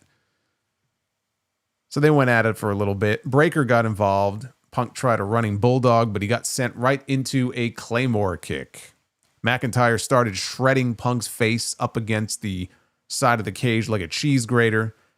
And good news for Punk, out comes his partner, the WWE champion, Cody Rhodes, makes his way down to the ring. But McIntyre held the door shut so Cody couldn't get in. This is the same spot we already saw earlier in women's War Games, right? With Becky and AJ. It repeated the same spot here. And as AJ did earlier, Cody's like, okay, I'll just climb in. So Cody climbs to the top of the cage. He hits a crossbody off the top of the cage onto Drew McIntyre. Cody Cutter drops Braun Breaker. And then an inadvertent elbow by Cody knocks down Punk, who's not happy about it. And Punk, by the way, is bleeding. So when his face was being raked across the cage earlier, he was not bleeding. Now he's bleeding. And it's like, okay, it's, from that spot. Michael Cole on commentary, though, he chimes in and he said, I don't know how that happened. Well, gee, Michael, I don't know. Maybe it had to do with the fact that this man had his face raked across the steel. It's just a thought. Maybe that has something to do with it. And it wasn't like an inordinate amount of blood. It's not like what we saw last week. But he had some blood. And look, it's nice to see a little bit of blood at least if you're going to have a War Games match, you're going to have really any cage match. Even the amount of blood we saw in Punk and McIntyre last year, like that was a lot.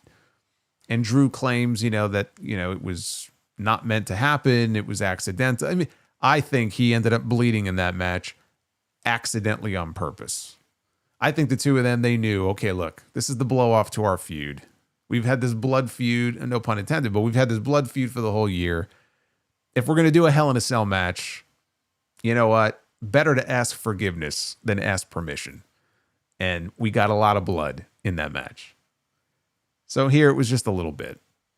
But I was wondering coming into this if we would get any color at all. I knew it wasn't going to be a blood and guts situation, but like any color at all. So we did. We got a little bit of it here. So after this, Cody and Punk, they worked together. So that little moment there where there was that accidental elbow, I thought, oh, that's interesting. Are they going to push that further in the match and tease maybe Cody and Punk at WrestleMania? Because see, that would be a WrestleMania direction that would interest me. That's a match we haven't seen before. That's a match that they've teased in the past. They've had some run-ins, like one in the backstage area that I can remember, where they kind of teased maybe they're going to have a match. We still haven't seen it. See, that would appeal to me far more than some of these other rumored WrestleMania matches that have been talked about. But that was the only moment in the entire match where the two of them had any sort of issue. After that, it was all good. So not only that, but Cody got Braun Breaker. Actually, there were two tag team moves that they did together. They did the old Hart Foundation heart attack, where Cody held him, and then Punk came off the ropes with the clothesline. Then the scary one. They did the old Road Warriors Doomsday device. Braun Breaker took a sickening bump on the back of his neck. Because when he fell, just the way he landed and the way his neck bent and all of his weight, came down on him, he had a terrible landing here. And they replayed it. We couldn't see it, but apparently they had the doctor. I don't know if the doctor went into the cage, but the doctor went over to the cage to check on him and make sure that he was okay and he wasn't seemingly concussed and he could continue the match, and he did. But man, I mean, that landing he took, what that reminded me of? Back in the day when LOD would hit that move, if they were in like against a couple of jobbers on a Saturday morning, all those guys, they brutalized those jobbers back then. He took a jobber bump. That's what he took. Because I've seen some Doomsday devices. I've seen LOD and the Steiner brothers. I just mistreat, frankly, some of those guys. And the way that they would take those bumps was just horrifying. So, it was a little scary there. Cody and Punk, they continued to work together on McIntyre while Breaker stayed down in the corner. Logan Paul was out next. And I was about to say, it's nice to not have everybody coming out. Everybody's got to be armed with a weapon, right? It's kind of nice. Because I don't think up to this point anybody came out with anything. And I spoke too soon. Because as soon as Logan Paul got down to the ring, Drew McIntyre was like, hey, grab some chairs. So he went under the ring and he grabbed a pair of chairs to bring into the cage. Logan did a running dive out of one ring onto Punk in the other ring. Logan started climbing the cage. So Cody followed him up. They were now sitting on top of the cage and they were trading shots. They did the yay boo spot up there. Breaker reached up with one of the chairs and he smacked Cody in the leg or the thigh with it, and Cody scampered back down. Jimmy Uso was out next, and he slammed the cage door on Braun Breaker's head, which is the last thing that Braun Breaker needed after that fucking bump he took earlier. Then he went to retrieve a table from under the ring, and he slid it into the cage. Big Jim grabbed the Slim Jim. We had the Slim Jim table, so that gets placed in the cage. He caught Logan with a Samoan drop. Then he hit a whisper in the wind to take out a couple of the heel. I think it was a Breaker and Logan that he took out. I'm watching this, and I've seen him do that move in several matches this year. But I watch Jimmy Uso, and the thing about Jimmy is that he is the better of the two Usos when it comes to in-ring. He's also the one who really originated or of the two started doing the yeet stuff.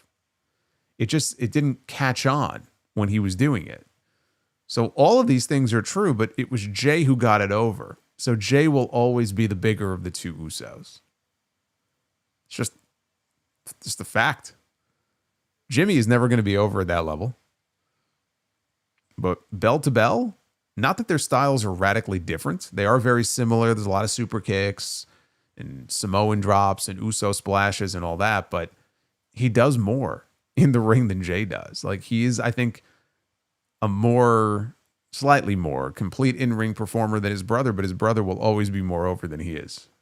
It's the power of the Yeet, even though he started doing it first. Bronson Reed was out next. That gave the heels the 4-on-3 advantage. Last year, if you saw this show, you saw this man come off the top of the cage with an attempted tsunami. It went horribly wrong, and he broke his talus bone, his ankle. It was a severe injury, one that he is still not 100%. I don't think he'll ever be 100% fully recovered from. Like, he has said that he is in pain every single day from that injury. When he's out in the ring, the adrenaline kicks in. He's not thinking about it, and so he doesn't feel it as much.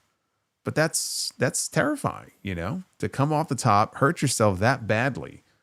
And now you have this chronic injury and this chronic pain that will never go away for doing a dumb spot. Like, somebody like him should never, ever be coming off the top of the cage like that.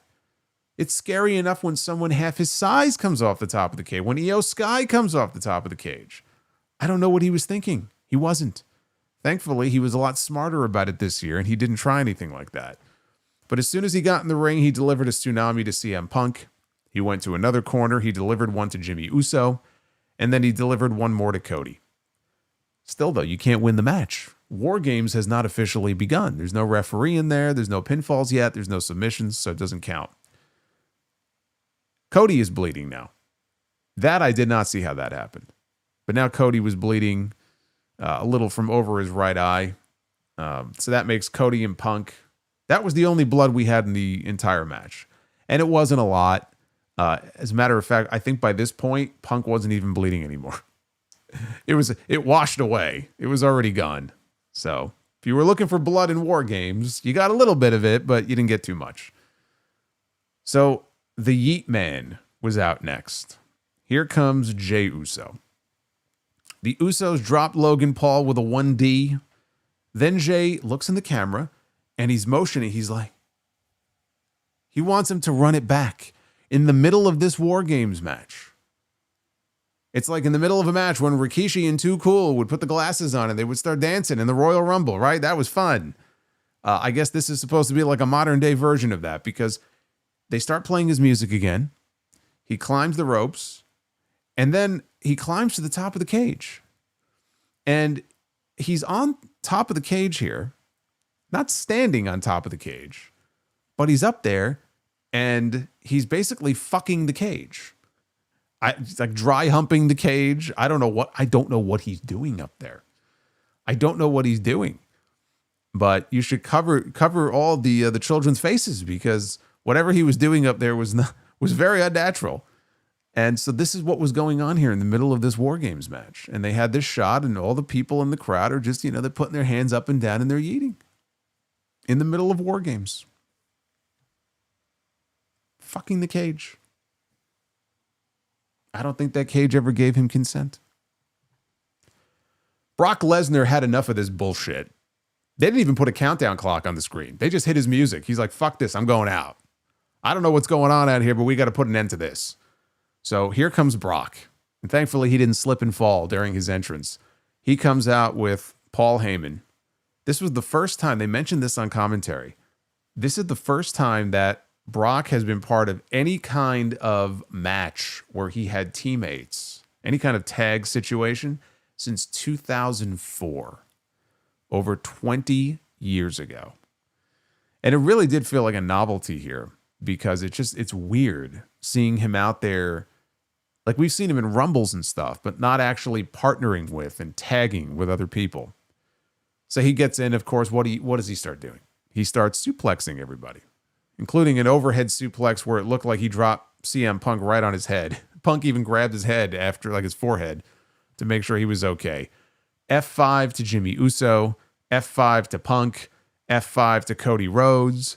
Then the Yeet Man ate an F5. Lesnar was the only man left on his feet. He was surveying the damage. Cody tried to get back into it. Brock sent him flying with an overhead throw. So then he starts killing dudes with chair shots to the back, one right after the other. But the countdown hit. There's only one man left to enter this match. Of course, they saved these two guys, Brock Lesnar and Roman Reigns, for the end of the match. Because we haven't had enough of Brock Lesnar and Roman Reigns over the years. The countdown begins. Brock calls for the door to open. He steps out of the cage and is standing on the steps, okay, that lead into the cage. Now I see this and I'm like, has he forgotten the rules? Is he going to step out of this cage? Because I'm thinking, from the moment that the first two came out, you cannot leave the cage. Technically, though, that's not true. And then I realize, okay, I see. That's the loophole here. You can fight outside the cage only when War Games officially begins. Then the match begins. Then you can't leave the cage. If you leave the cage, you forfeit for your entire team. We haven't gotten there yet, though, right? That announcement has not yet been made. Roman hasn't actually gotten into the cage yet. So Roman Reigns comes out, and he's coming down the aisle. Brock leaves the cage, and he goes to the head of the aisle, and he's waiting for him. And here comes Roman. He flies in with a Superman punch, and then another. And they end up on the opposite side where the announce desks are. And Roman gets a running charge, and Brock scoops him up out of midair, and he puts him through one of the announce desks with an F5. And the desk collapses. So Lesnar picks him back up. He throws him into the side of the cage a few times and then into the ring steps, puts him inside. And then finally, we get the announcement from Alicia Taylor. They ring the bell. The War Games match has now begun. See, so now they cannot leave the cage. Those are the rules. So we get an F5 to Roman Reigns. Cody, though, saved the match. He prevented the pinfall. Punk got Lesnar up, and he hit Brock with a GTS. And then Cody hit Crossroads on Lesnar. Lesnar is such an underrated seller. Even still, I mean, he's been doing this for a long time. Long time. Jerry Lawler loves Gunther the Magnificent. All hail Gunther. When the Mighty One shows up, it's a good night. Boots with another $50 bomb. The Boots bomb. How far can he go? I don't know. Thank you, brother. But yes, Brock took some good bumps here. So Logan Paul then, he calls for the brass knucks. Paul Heyman is outside the cage. And Logan is calling for the knucks. And Heyman pulls him out and he hands the brass knucks to Logan Paul. And I'm watching this and I'm going, why didn't he just bring them to the ring with him? Like other people came and they immediately brought weapons into the cage. This is one of those times where it's like, okay, you should have just brought them in yourself. You don't really have to rely on somebody else to hand them to you unless you're that lazy. Just stick them in your tights. For whatever reason, he needed Paul Heyman, I guess for the dramatic reveal of the knucks. So Heyman hands the knucks to Logan Paul. He puts them on his hand. And he knocks out Cody with a punch. He did the same thing to Jimmy. He told Roman to get up. Reigns, though, downed him with a spear. And he pulled the knucks off Logan's fingers. Now they're on Roman's hand. So now he delivers a Superman punch with the knucks to Bronson Reed and then to Drew McIntyre as McIntyre came flying off the top rope. Breaker pulled down the straps. Roman, though, basically was like, fuck you. And he took down Braun Breaker with a spear.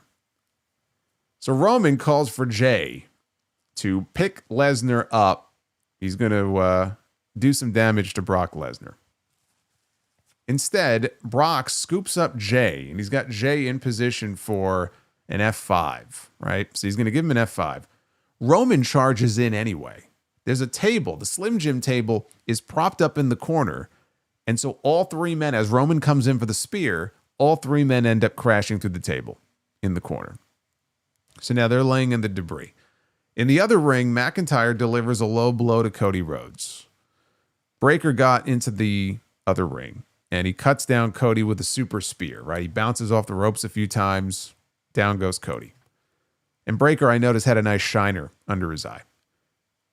Punk hit a go-to-sleep on Logan Paul, who kicked out just as a mystery man. At least I think he kicked out. Just as a mystery man was climbing into the cage. This person was dressed in all black, had a black, looked like a hoodie, I guess a mask on. I mean, I think he was covered from head to toe, but in all black. He scales the cage, and he climbs inside. He delivers, Punk was on his knees. He delivers a super kick to Punk, hits the ropes, comes off, and delivers a curb stomp. And everybody in the crowd is like reacting like they think this guy's going to pull his mask off and reveal Seth Rollins. And I'm like, that would make no sense. That would be the dumbest thing ever. He never revealed himself. Everyone's looking at him. Braun Breaker's looking at him with this shock look on his face. And this person's looking around, and he quickly scales the cage and he leaves. And we never find out who the person is. The mystery man flees. He's gone. And then at that point, Braun Breaker cuts down Punk with one final spear, and he pins the World Heavyweight Champion to win War Games for Team Vision. After the match, all the heels, they exit the cage, including Brock. They're all smiles. They're all posing arm in arm. They shoot off pyro behind them in the background. And again, it's just very weird to see Lesnar cohabitating with other people here. After the music stops, they cut back inside the cage. And Roman helps Punk up, and he actually gives him a fist bump. Then Cody got up on his own when it looked like maybe Roman was maybe going to help him. And the two of them go face to face. And Roman tells him, that's the last time that we ever team. Just know that. And he exited into the other ring where his cousins were. And that is how they went off the air. That is how Survivor Series went off the air. In terms of action, I thought it was a fine War Games match, right? There was some pretty good action in this, some big spots with like the tables and the plunder and stuff. Even just Brock being in there added a new dimension to it because he's never been in one of these before. So it was unique in that sense. I mean, he did a lot of what you would expect him to do. I thought maybe it was just me hoping, but I kind of thought that maybe they would have, even if it was like a miscommunication spot or something, where there would be a moment, even if it was a fleeting moment of a hint of something with him and Braun Breaker to tease a future match between Lesnar and Breaker. They did none of that. There was none of that in this match. I thought that it was much better than what we got with the women. The women's War Games match was just too stale and just too safe. We got a little bit of blood here in this match, which was fine. We did get action outside the cage with Brock and Roman. Again, they had that little loophole where it's allowed until War Games officially begins. But that really was it. I mean, they just limited it to that. And that's fine. It's like, when I was talking about the blood and guts matches that AEW did, it's like, and in both matches, more so in the men's, it was like just this constant stream of people going in and out. And those matches have a top on the cage. And it's like, what are we doing here? There's got to be at least a happy medium where if you're going to do something on the outside, leave it to two people to do one big spot or something, But these matches, you can say this about all cage matches, I guess, but like especially in this case, like you should keep the action inside. They're like a bunch of caged animals locked in. You got two rings, right? You got plenty of room, plenty of space. They bring all the shit inside anyway. There's no reason to be doing all this crazy stuff outside. So in this match, they just left it to Brock and Roman. It was brief, and then they brought the action inside. I like that rule, by the way. The rule they adopted about forfeiture, I think if they continue doing these matches, that should be the new rule going forward now every year. I like Braun Breaker pinning CM Punk. I like that they took the younger guy who everybody has pinned their hopes and dreams on. Paul Heyman says it every fucking week, right? He's going to headline the next 5 or 10 WrestleManias. And they've really, been building him up. And he was the one to beat CM Punk in this match. So often, it feels like they play it safe when it comes to the big names, and they still do.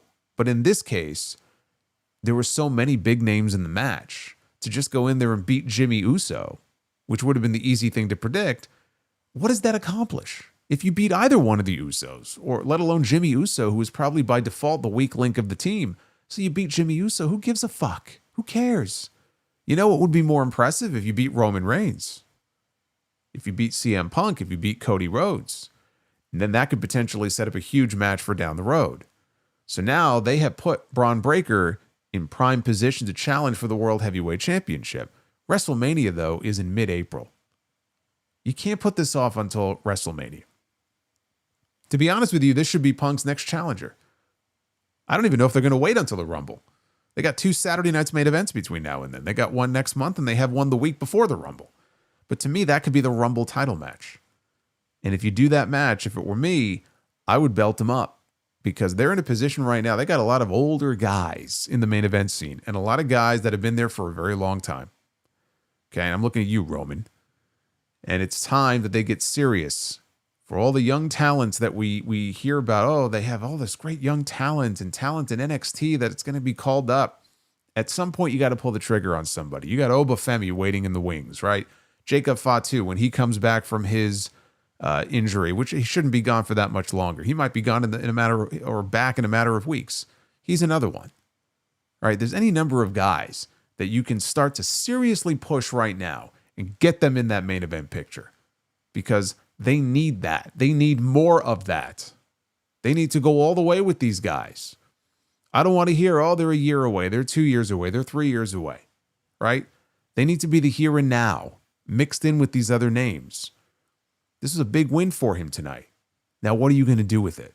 Where is it going to lead? Where are you going to go with it? That's where they should go with it. That's my hope. So I like that finish that they did here. I like how that went. The mystery men stuff, again, anybody thinking it's Seth Rollins, just if you take 2 seconds to even think about it, it makes no sense.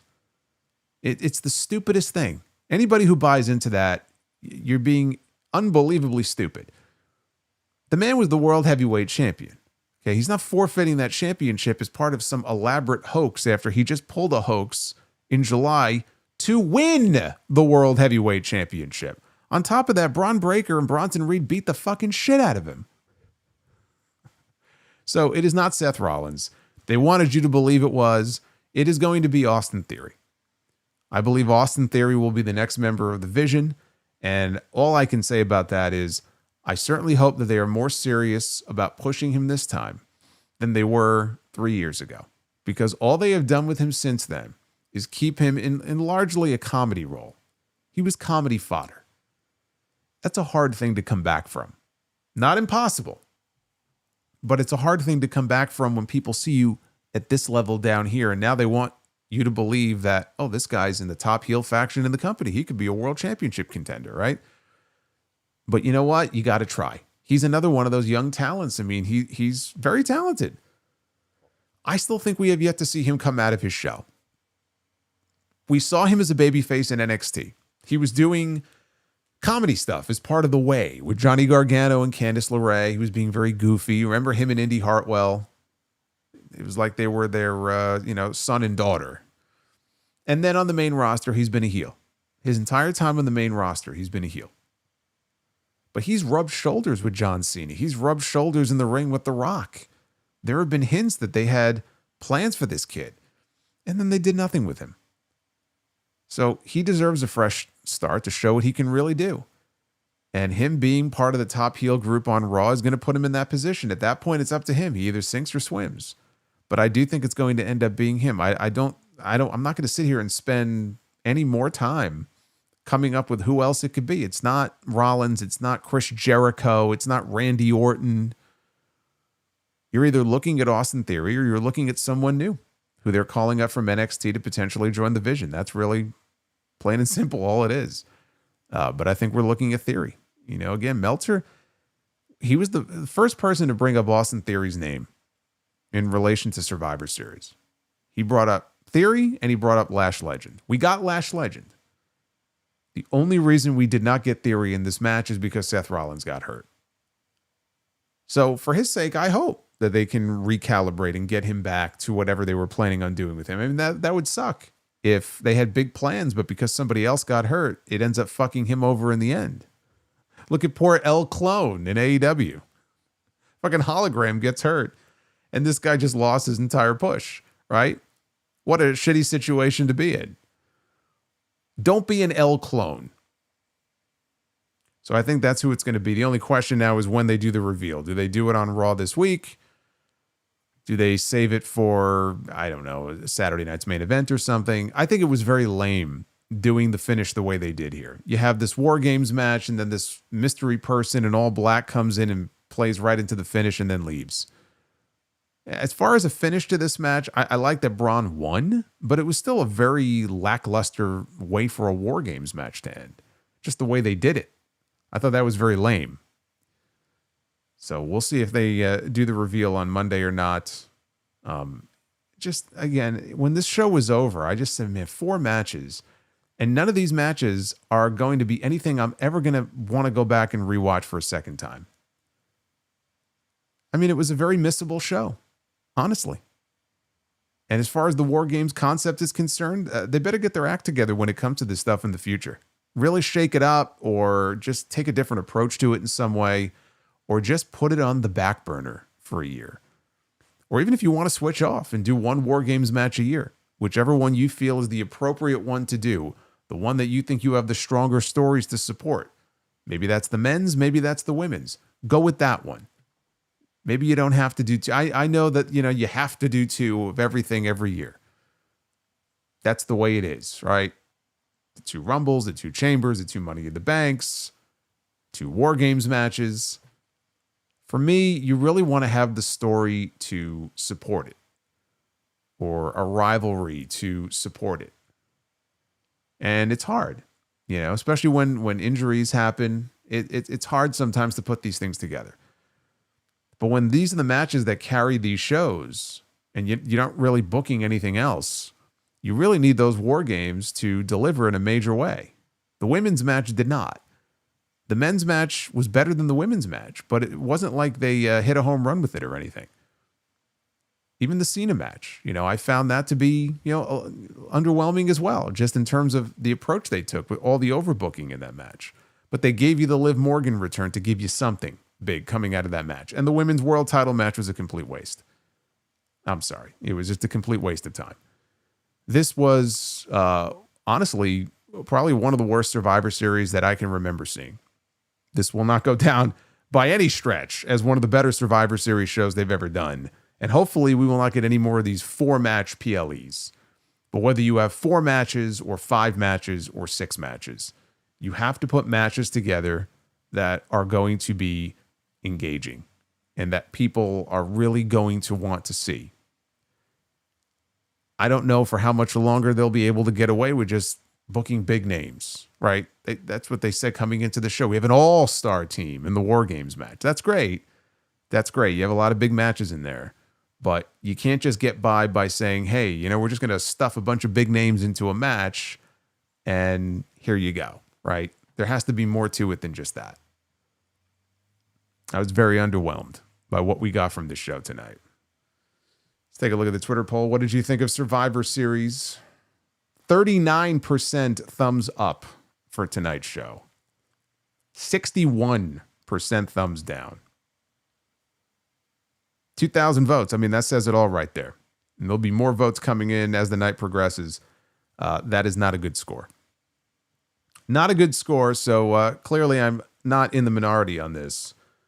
This was not a very good Survivor Series show. Yeah, 7 to 8 is the sweet spot. I don't know. You know what? It's not even necessarily about a specific number at that point. Even 6 is fine. But again, 4 matches in a stadium show. You got 45,000 people. You're giving them 4 matches. What are we doing here? 4 matches? I don't even know if they gave them any, dark matches beforehand. That's probably all they gave them here on this show. But hey, everybody was yeeting. So, I don't know. I guess they got their money's worth. They got to yeet. for $810 per ticket.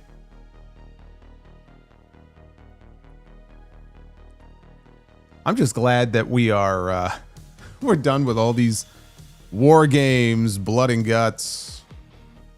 Thank God, 4 of them. We had 4 of these matches in the span of like less than 2 weeks, or maybe roughly 2 weeks, whatever it was, 2.5 weeks. I'm done with it. Save it for next year. Oh man, we had north of 2,500 people in here. And I want to know what you thought of Survivor Series tonight. And these War Games matches. And where things may possibly be headed as we head into 2026. Now that we have some names back. Maybe a new member of the Vision. Where are they heading with this? Falcon Star says, I can't imagine paying to see this live at those prices. People do. A lot of these tickets were sold many, many weeks ago, though. So you gotta keep that in mind. Yeah, $800 a ticket. I'm being generous when I say that. That might be the like section 300 seats. Imagine what section 100 went for. I don't even want to know. Oh man. Joseph, thank you for the support. I'm gonna do this a little bit differently here. I'm just gonna try to throw out an answer here. I'm not even gonna read everything. I'm just gonna try to answer your question. By the way, happy Survivor Series Day to you as well. I hope you had a wonderful. I hope all of you had a wonderful Thanksgiving. Enjoy that Dominik Mysterio shirt. Again, I'm not an Indiana Jones guy. I don't have a favorite. I wish I could spout off a favorite scene or something, but I can't say that I have one. But for Spielberg, I gotta go Jaws, brother. Jaws and E.T. Can't go wrong with that. I did not know that, actually. I did not know that about River. Thank you again, Joseph. Kevin Nash, Super Shredder. I don't believe that's true. I don't believe he was ever supposed to be in part 3. Is Diesel underrated as a champion in 1995 in WWF? No, I don't think he is. I think he may get a little too much blame because there was a lot of just bad shit in 1995. The product just wasn't great. So I think it's unfair to put all that on him. But he just was not a strong champion. Now, you take that Diesel that turned on Brett at the end of their match and became tweener at the end of that year. If we get that Diesel as champion, he has a much better run. And it opens him up to more opponents that he didn't get the chance to work with because he was just a babyface. So now if he's kind of in between, he could work with babyfaces, he could work with heels. But he's got that cool persona. That was a huge missed opportunity. We only had that version of Diesel for a few months.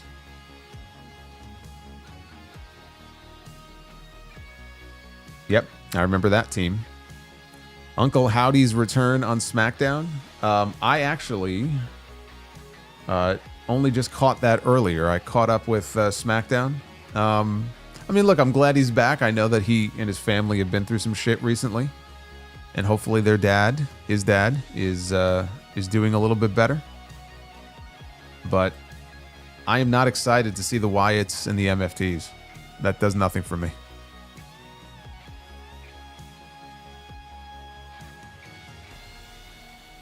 I have tons of magazines from the 90s. I kept all of my magazines. I started collecting the WWF magazines in February of 92. Let's put it that way. I still have all of them. Were there any reports about Stone Cold not being able to do the triple threat match at Survivor Series in 1999? Yeah, it was reported, I think, in the Torch and the Observer that he was going to be having neck surgery. And how different would that Survivor Series have been if Austin did compete in the triple threat match? Well, I don't think we have a new champion if that happens. I think the only reason they did the title change was because they felt like they had to give the crowd something. So they gave it to Big Show. Otherwise, they would have kept it on Triple H.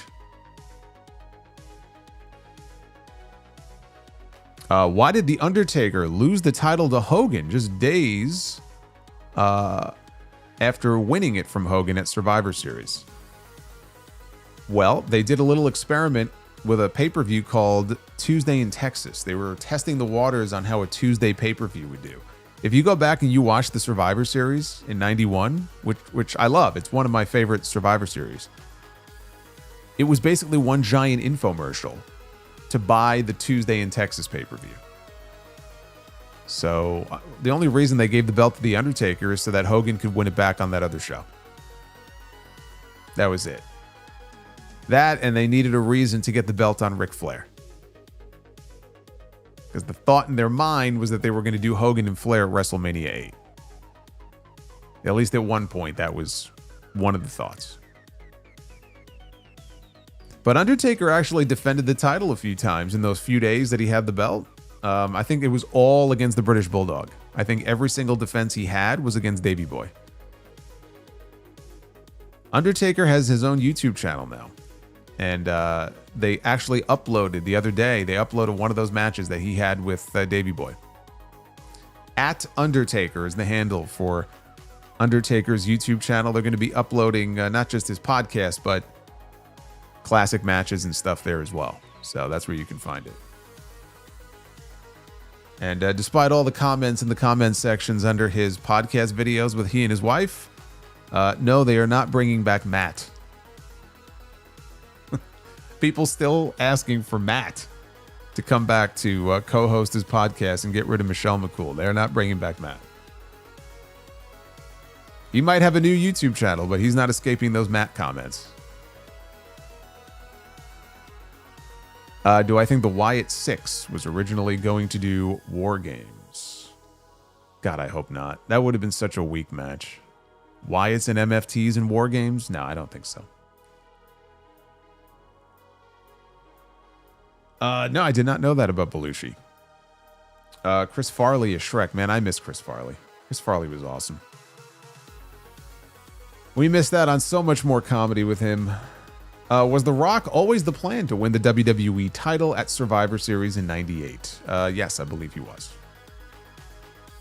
They knew very early on that they had something big in The Rock, so they were ready to push him to the moon pretty early. No, I don't remember that. This was hours ago. He said, "Do you think tonight's pay-per-view will show us the direction for WrestleMania?" If they are, I'm still waiting to see what it is.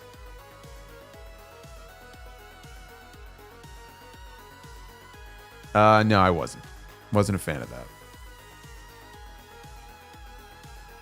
that. No, I did not know that, actually. About Adam West and Burt Ward. I did not know that. So I always learn something new. Do you think Dominik Mysterio against John Cena feels more like a bigger match than both of the War Games matches? You know, I that's a tough one to answer. I can't say that because they had bigger names in the War Games match, but I see what you're saying in that it was Cena's last PLE match.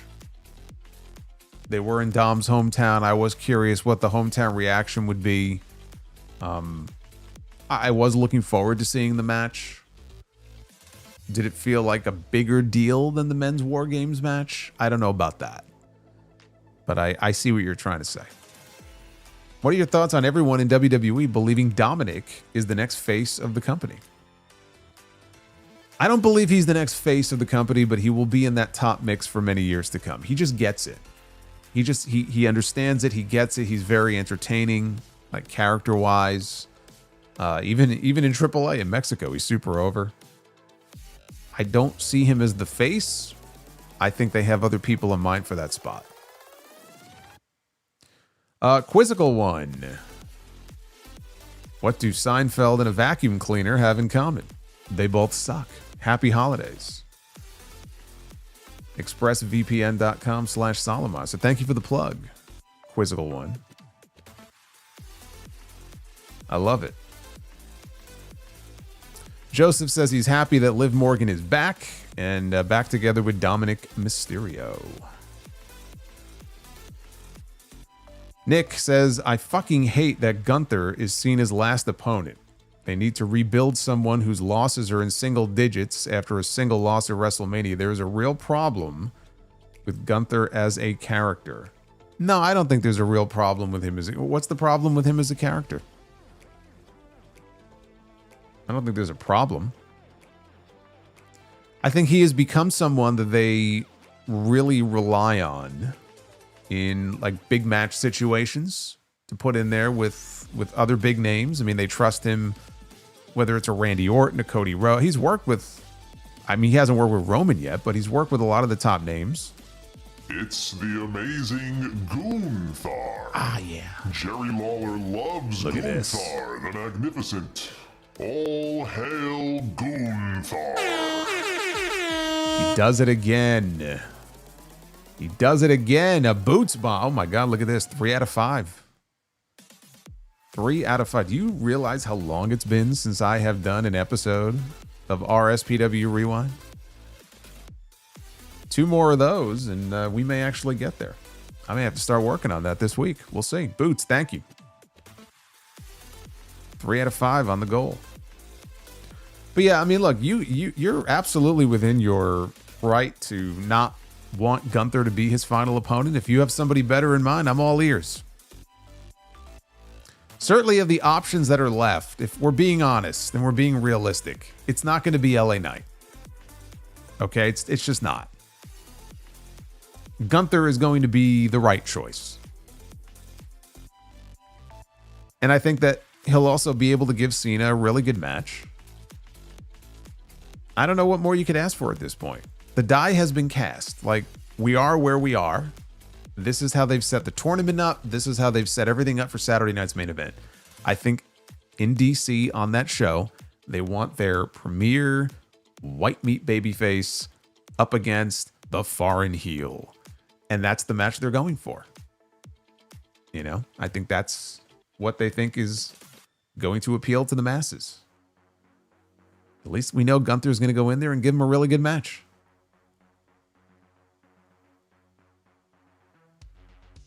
Prince Vegeta. I just turned 30 last week, and slowly remnants of my childhood are fading away like tears in the rain. Thank you for the memories, John Cena. I just wish they booked your retirement year better. Yeah, it's a sin. The way they fucked up parts of his retirement tour, and it's wasted time. And there were so many other matches that I would have loved to have seen him in. Old opponents that he never got the chance to work with, even new faces. Drew McIntyre just said that he really regrets that he didn't have a chance to be one of Cena's final matches this year. How did you not do that match? Like, there were just so many missed opportunities, and then that botched heel turn that was 10 years too late or 12 years too late just fucked it all up. Winston Slip, CM Punk with the Halloween 3 gear. Oh my God, did I not even notice? I don't even know if I noticed. Toya says, why the fuck are we... I think she meant yeeting during War Games. Why are we yeeting during War Games? Don't look at me. Don't look at me. I just love how Brock was the next one out. Like, yeah, I can't stand this shit. I'm coming out now. I'm coming out early. I'm not even waiting for you to put the countdown clock on the screen. Play my music. Fabian says, I hate the trope of lay around until it's my spot. Yeah, but that's probably 3/4 of these War Games matches. To be honest with you, that's probably most of the triple threat and fatal 4-way matches you see. Oh, man. Oh, the real CS. I don't know, brother. You may have had a bad connection. It might have been your internet. I've never had any issues. But I'm sorry it didn't work out for you.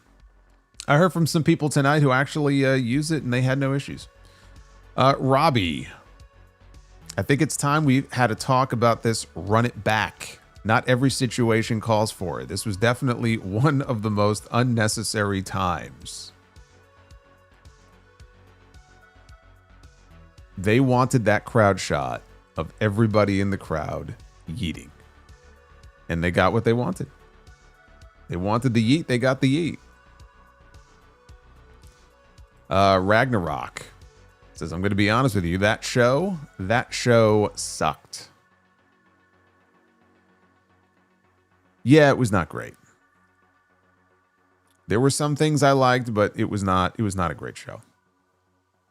Honestly, one of the lamest, if not the lamest stadium show, like big stadium show that this company has ever produced is what we got tonight.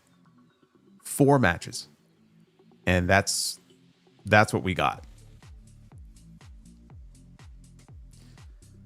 Robbie says women's match was very anticlimactic. Why not let Becky get her win back, especially when the baby faces had the advantage? Because the heels were winning in the men's match. I don't think they wanted to heel wins in War Games.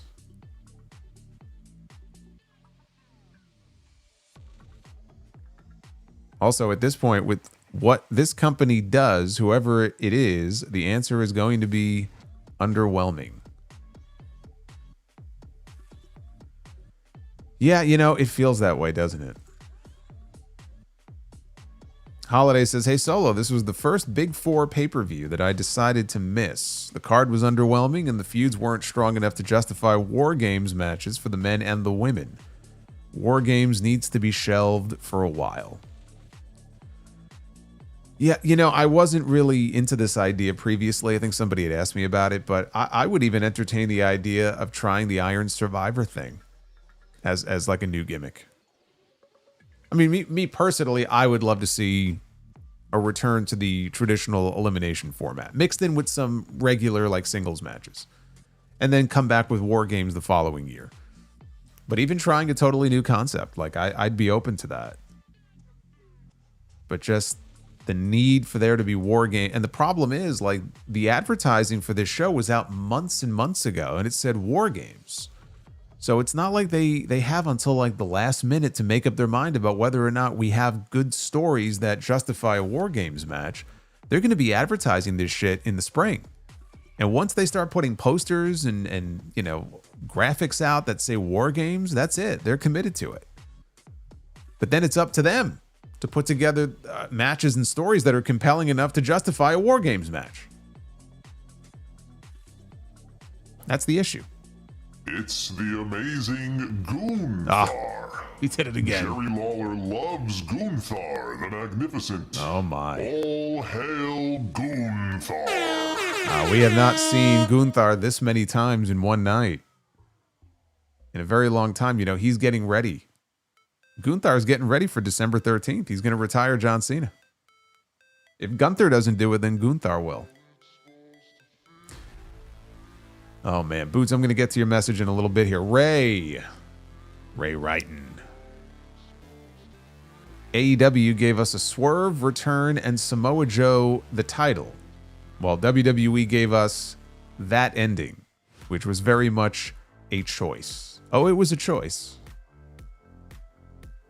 Yeah, it was. I don't want to start comparing the two. Everything's just very tribalistic, but it was certainly it was the right choice as far as who won the match, as far as who went over at the end. How they went about doing it, I agree. Duff's Vid says, why do Santa's elves have depression? They have low elf esteem. So should the person who came up with that joke. Aaron says, War Games is boring because it is just stalling until everyone enters. You can skip 90% of the match and not miss much. It should be elimination. It's a fair point. It's kind of like the criticism of an Iron Man match where you watch it. I mean, you could start racking up wins early on in the match, but like most people realize you don't really get excited about it until you're in the last 15, 20 minutes, right? Because nothing, not that it doesn't matter, but it's almost like nothing matters in the first half of the match. which is why unless you have the right two people, like a lot of Iron Man matches can just die on the vine and be very boring. That was kind of the issue I had with the very first one. But it's true, like War Games does not officially begin until everybody is in the cage. So you can hit your finisher and do big spots, but like it doesn't matter because the match can't end. So, I mean, you're not wrong. Holiday. Tonight's pay-per-view is on track to be the most financially successful Survivor Series. 1,000 out of 44,000 tickets were left. I feel sorry for people who attended. Cena's last pay-per-view match was the only thing worth paying to see. Yeah, I mean, you get to say that you were there for his last PLE match. You got to get the Cena entrance one last time. You know, there are people who were going to say, oh, it was totally worth it. I got to see John Cena for the last time, and I got to Yeet, and I got to see Brock Lesnar. And again, the company has become more about moments in the last few years. It's more about the moment than anything else. And you can get away with that if you have a lot of other really good stuff going on, and then you stick a bunch of big moments in there. But, you know, especially these weekly shows, like on Fridays in particular, it's just the product has gotten so stale and so predictable and just so blasé. And now SmackDown's going 3 hours soon, and it's like, oh, it's hard. It's hard to sit through.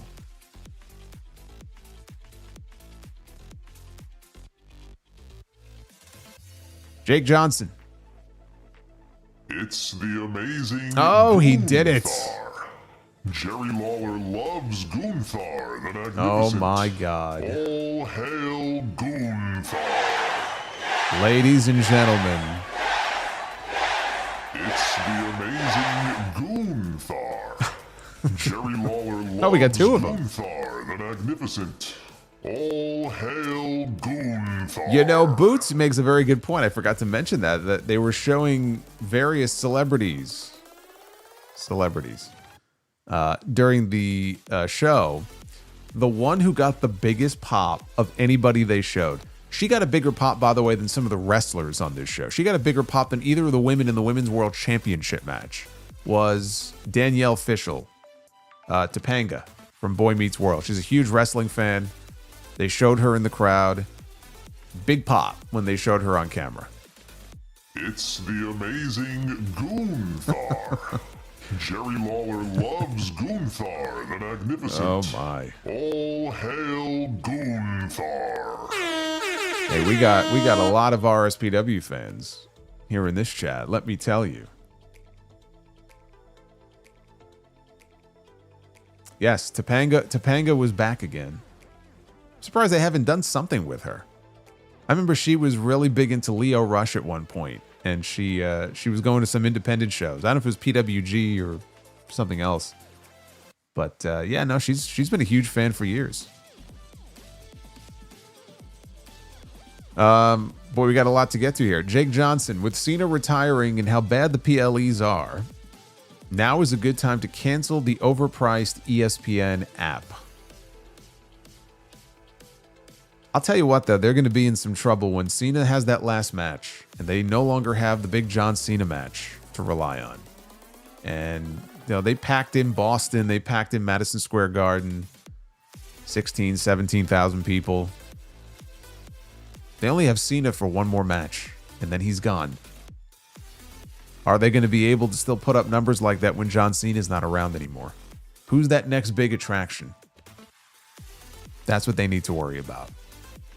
That was one thing they had this year to rely on, were those John Cena appearances, and they ain't going to have that no more. They will no longer be able to rely on that. Luis, the women's babyface team, have won every year. Is that true? Have they won every year? I know they've won most of the matches. I didn't realize that they have literally won every year, if that's true. We have got Kurger Bing. Can Brock Lesnar please just go away already? He ain't going nowhere. Dude, they paid him and had him under contract the entire 2 years that he was off TV. They're not suddenly going to get rid of him. The Uffman. Bold prediction, by 2030, TKO will have all PLEs be 2 nights. I thought you were going to say by 2030, TKO will have sold to the Saudis. None of this would surprise me. Gary Koschuk. What's going on, Gary? Is this the first team match Lesnar has been in since he came back in 2012? Yes, it is. First team match he's been in since 2004.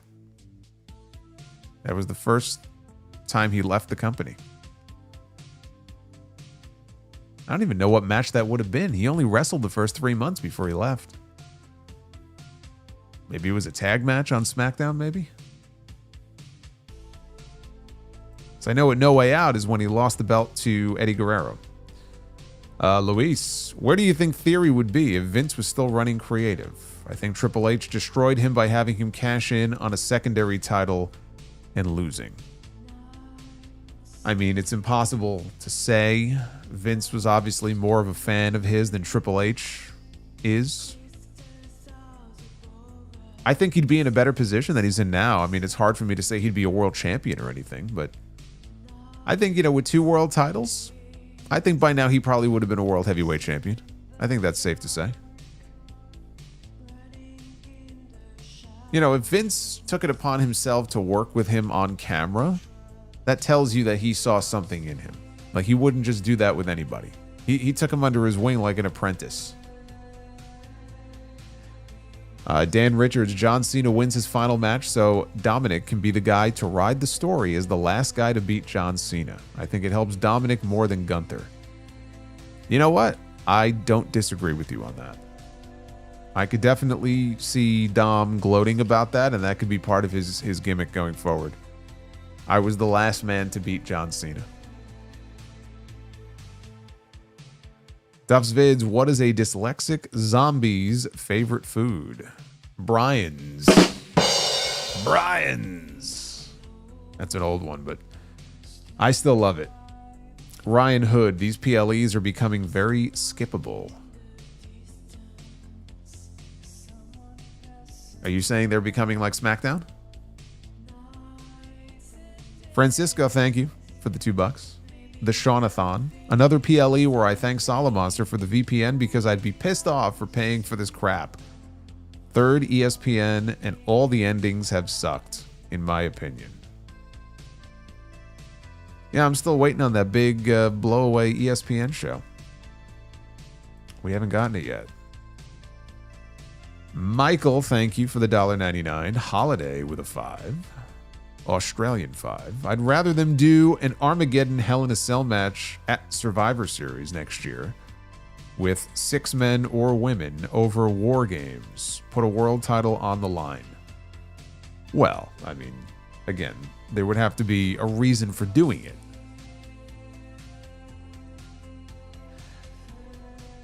But again, they have this War Games stuff planned out months in advance, so they're kind of committed to it.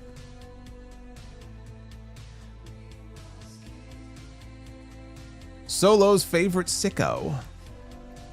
I was at the show live, and I don't follow WWE much, but I had a blast. I couldn't get over how skinny Brock's legs are, though.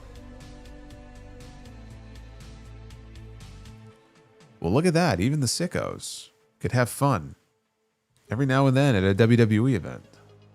See? Just got to keep an open mind. Now we got to get a WWE fan to go to an AEW show. I think the big revelation there will be when they go to pay for their ticket and they realize how much cheaper it is. Be like, holy shit. I didn't know I can get a ticket for this cheap. This is great. This is awesome. Brian Keith. They call these premium live events when there's nothing premium about them. That's a good point. That's a good point. They don't really feel all that premium, do they? Michael, Rhea wearing Terrifier gear. Jericho inbound. Yeah, I'll have an update on Jericho on the podcast tomorrow. C's, did you think EO was over with the crowd tonight? EO is always over with the crowd. Did you hear otherwise? Because she sounded over to me. EO is consistently over with the crowd, like Rhea is. But Rhea gets bigger reactions, but she's consistently over, no matter where they go. EO is also consistently over wherever they go.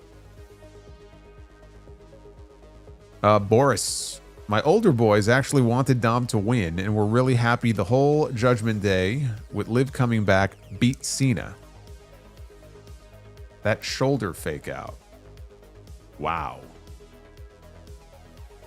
Well, they got what they wanted. It was the right call to put the belt back on Dom.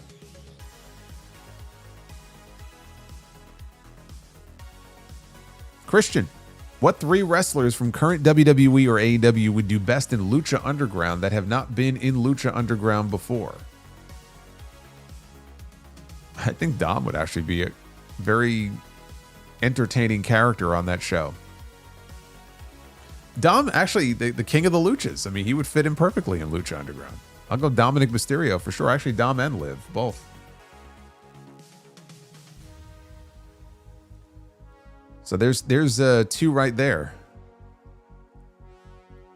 3 wrestlers from current AEW or WWE. I don't know. There's a bunch of people that would have worked on that show. Brody King. Could have been a big monster, like a big monster heel on that show. Bandito. You see those cinematic type skits they did with him when he came back? Like the Old West style vignettes. You could do stuff like that. Cinematic type stuff with Bandito in Lucha Underground.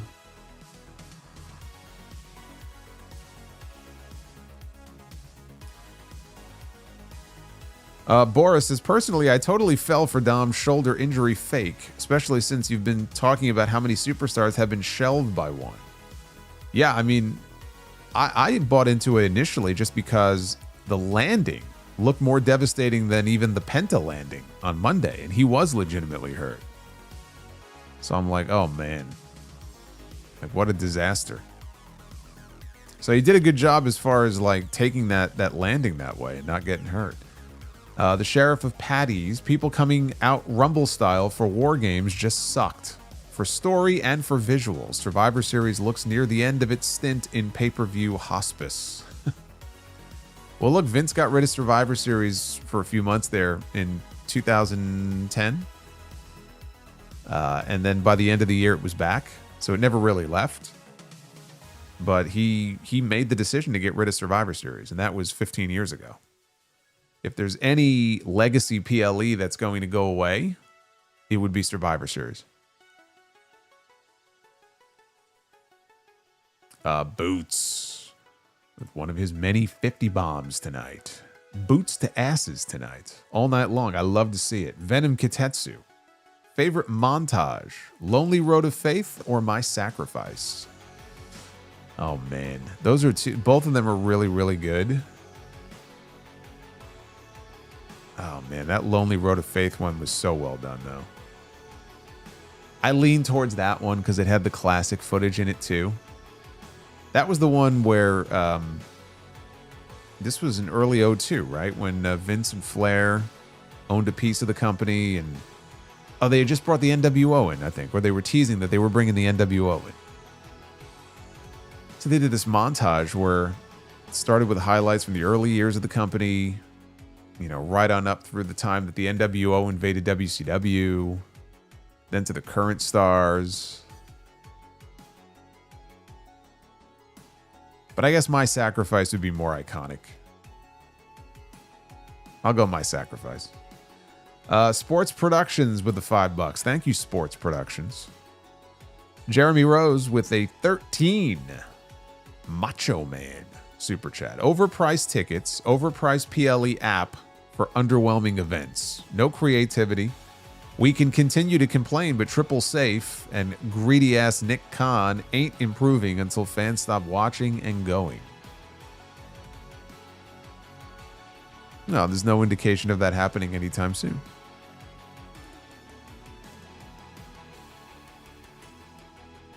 Ace of Masta. This pay-per-view was worse than San Diego FC losing tonight.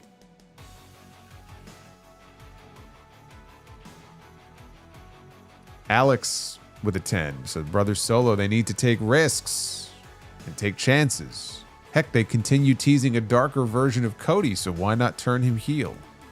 There's a sense of stillness and blandness in these storylines. Yeah, it just feels like nothing ever really changes. Nothing ever really changes. You know, constant teases for stuff that just never happens. You know, whether it's Cody and Randy. I mean, you can come up with any number of examples, you know. Balor and Dom. I mean, they've seemingly had this underlying tension for like fucking 2 years now. You know? Francisco says, Frank Furious Flores. Triple F. How long before CM Punk loses his title? I would have it off of him by the Rumble if it were up to me.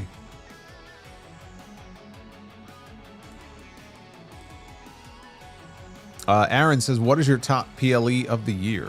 I would go Evolution. Well, I'll probably go through all that stuff once I get a little closer to the end of the year. Evolution is, if it's not at the top of the list for me, at least in terms of WWE, like, dude, it's right there. Evolution was great. Kurger. Cody elbowing Punk when he could literally see Braun and Drew right in front of him was the most forced way of manufacturing tension. Peak dumb babyface syndrome. Well, I mean, even Charlotte saving Rhea right before the mist spot in the women's match. It's kind of the way they pulled that off. That also felt a little forced the way it came off.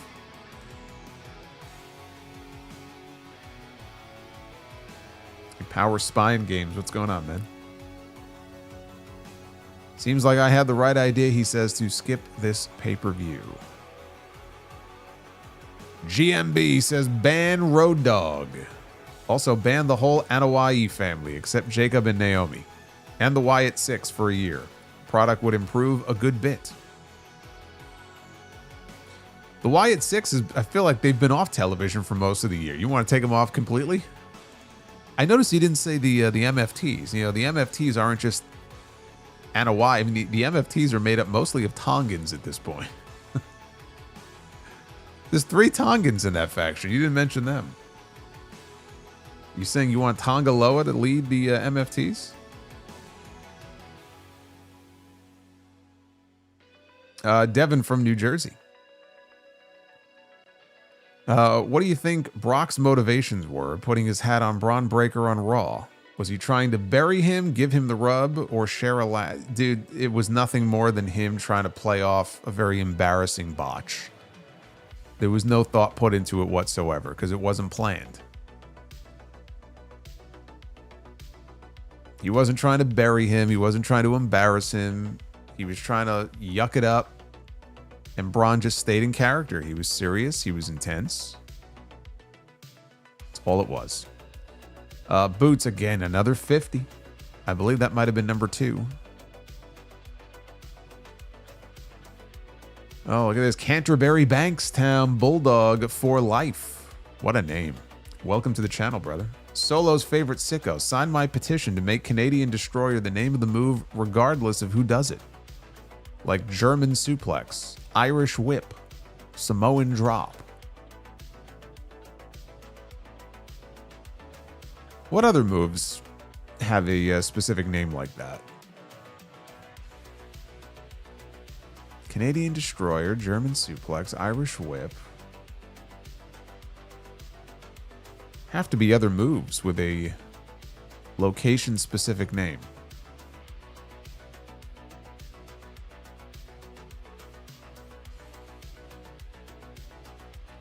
Holiday 197, I'd like to see Punk turn heel and interfere, costing Cody the WWE title. This leads to a match at WrestleMania, preferably with Cody costing Punk the World Heavyweight Championship beforehand. This intrigues me more than Cody versus Orton. I'm convinced that's not even happening at this point. Cody and Punk, I mean, just promo-wise, I think that would be a banger of a feud there. Boston Crab, yes. Mongolian Chop. Russian Leg Sweep. West Coast Pop. Spanish Fly. Well, Spanish Fly's a little bit different. The Manhattan Drop. Texas Clover. Of course, there's a whole bunch. How come I didn't think of these? Bobby Means. So my question is this. It looks more and more likely that we could get Cody and Punk for WrestleMania. If that's the case, what do you do with Orton? I guess you give him the night off. He's already had the last few months off. I don't know what you do with Randy Orton. I stopped trying to figure out what they're doing with Orton months ago. I don't know.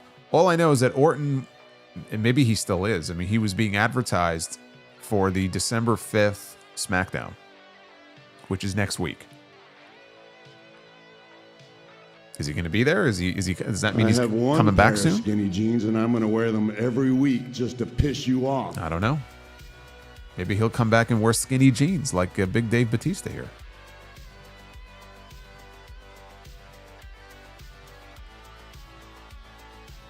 Alex, will you be going into more detail on the podcast about the Meltzer report, about the Jericho thing? I'm going to mention it. I think I'll just mention it right at the top. There's really no detail to go into, but I have a quick thought or two. It'll be a very quick item because it was a very brief thing that was mentioned. But I'll mention that at the beginning probably of the show tomorrow. Speedy says Jake Roberts' attire at Survivor Series 92 is the greatest wrestling attire of all time. That was 91, by the way. He was already out of the company by now. I think actually by the time Survivor Series 92 rolled around, he was probably in WCW already. Doing the coal miner's glove match with Sting. Yeah, no, in 91, he showed up in this wild sweater. And he had leather pants. Yes, he had cowboy boots. It was quite the look. It's quite the look. And why? Because he and Macho Man, they did not wrestle on that show. They cut promos to promote their match this Tuesday in Texas. So they didn't even wrestle on that show. 89 Tech says, just want to thank you for doing the pod. Says, did HBK's attitude really change when he got back in late 02? Was he still being a prick? Well, I wasn't working there at the time. Most people said he was a changed man if they knew him from his previous stint. There would be a story every now and then, though, about him being a prick.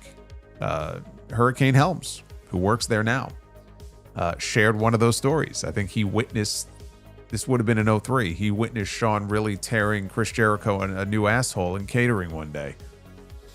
So that was one story. There were like a couple of other ones. I think the old Shawn Michaels is still buried in there. And he would show up every now and then. But yeah, by and large, it sounds like he was much calmer. Very different than the way people remember him being from his first run there. Boots with another 50. Z-Ray. Who do you think will become the next face of the company, if not Dom? I've said this before. I think that they are looking at 5 guys. I think Dom is in that mix. I think Jacob Fatu is in that mix. I think Javon Evans should be, and that's longer term. But in terms of guys that are going to be big for them and they could build around like a nucleus of guys in the next like 5 to 10 years. Dom, Jacob, Javon, Oba, and Braun. Those are your 5. Which one will end up being the quote-unquote face of the company? I don't see any reason that Oba can't be that guy. I really don't. Oba, to me, he's the total package. He's got the size. He's got the look. He can work. He can talk. He looks the part, man.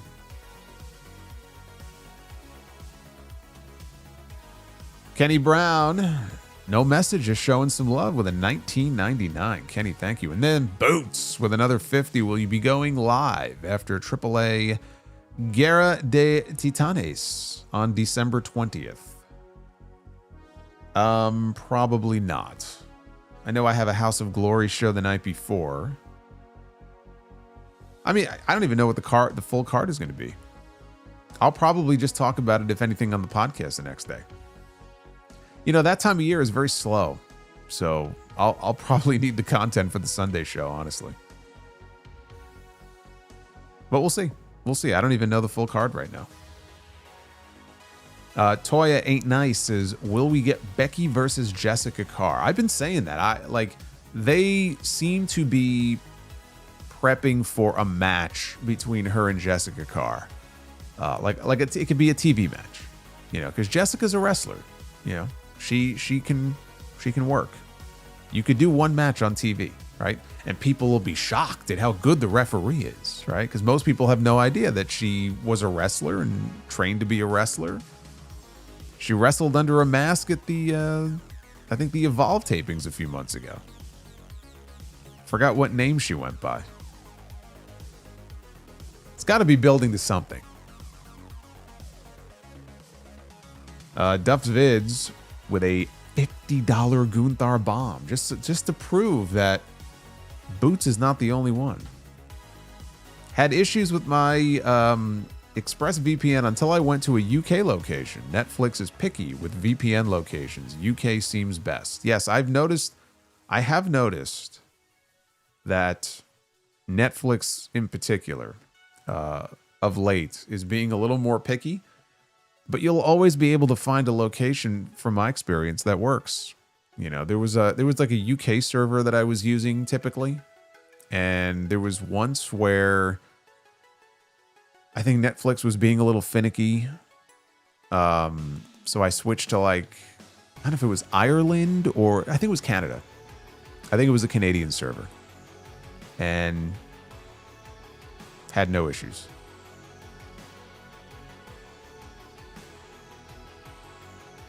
Boots with a 50. It's always good to see Topanga. It was good back when I was younger watching Boy Meets World, and it's still good to see Topanga. She doesn't look all that different. It's been many years, and she still looks the same. William with a 50. William L. I remember reading RSPW on a news group feed in the early 2000s using Earthlink dial-up. It sounds like I missed nothing remarkable from the PLE, but that's why we have the Vault and the WCW channel. Dude, I have been loving the Vault. They've gotten some Survivor Series content up over the last week or two. They I don't know if it's over now, but the last week or so, they've had this Survivor Series watch party, like a live feed. It keeps looping. But they have a lot of, like, early Survivor Series stuff on there. So I've had that on, you know, like in the background. It's great. I love it. Survivor Series just felt like so much of a bigger deal back then.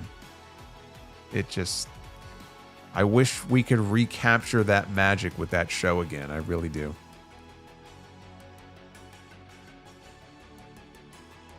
TLA Mark Bannon. Thank you for the super chat.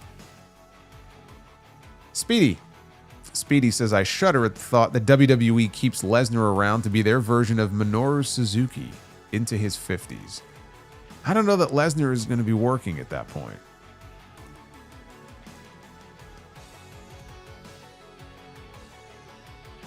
Mike, I'm missing the whole popularity of Dom.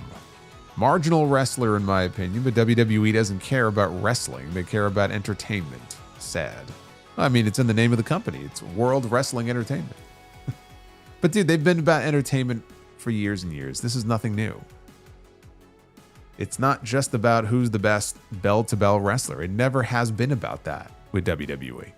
You know how many great bell-to-bell wrestlers have worked for this company and have never been pushed in a top spot or in the top spot? Because it was never about that. It's about attractions. It's about characters and personalities and charisma and who can sell tickets and appeal to the audience. And that's all very important. I'm not even saying they're wrong in that, but they've always placed a greater emphasis on that than other companies have. Should not be a surprise. Mike says they had a chance to make Liv the biggest babyface in the company and turn on Dom. But nope, let's just put her back with Dom. What a joke. Yeah, but dude, you have to. You can't, like, what would be the reason for her turning on Dom? What has Dom done in storyline, right, recently, that would result in Liv drastically changing her opinion of him and then turning on him? He hasn't done anything. You know, the way they've carried out this Judgment Day stuff, you have to at least play that to a logical conclusion story-wise, where she gets back in the Judgment Day, and maybe it doesn't take very long. Maybe it's only a few months, and then they break up, or there's some sort of split. But, like, you got to factor Balor in there, right? Because Balor and Liv have had issues. Liv and Roxanne, what about that? Like, you're leaving so much story potential on the table. We've made it this far, dude. You can't just carry this out for 2.5 years and then just have her go babyface. There's got to be a reason for it. You can't do that. Power Spying Game. Seems like I had the right idea to skip this pay-per-view. Well, I got you covered. All you had to do is tune into the review. The Juliet, 61-year-old Jushin Thunder Liger wrestled Joey Janela at WrestleCade convention tonight. I did see that. Liger was retired. He came out of retirement for a match tonight that he won in 2 minutes, I believe, against Joey Janela. So good for Joey. He got Liger out of retirement. The smoking section. I've always thought Chris Jericho and Stephanie McMahon's rivalry was very entertaining but underrated. Great chemistry. Any thoughts on that brief feud? I don't think it was all that brief. I feel like they were kind of beefing off and on for a few years there. He would always call her a trash bag hoe and come up with different insults for her. They did that one terrible segment to promote the Planet of the Apes movie. Remember that? With the cake or the pies, whatever it was. Yeah, I mean, it was entertaining. The Admiral, David Robinson. The Jets and Giants need to leave MetLife Stadium. Yeah, MetLife Stadium is kind of a dump. I also just laugh at the idea that 2 New York teams play in New Jersey. I just laugh. Solo's favorite sicko. Do you think Liv should have been saved for the Rumble and as a babyface, possibly even to win the Rumble? No, I think what they did tonight is fine. And the big fundamental, Tim Duncan says this show was terrible. Not a fan of Survivor Series is Tim Duncan.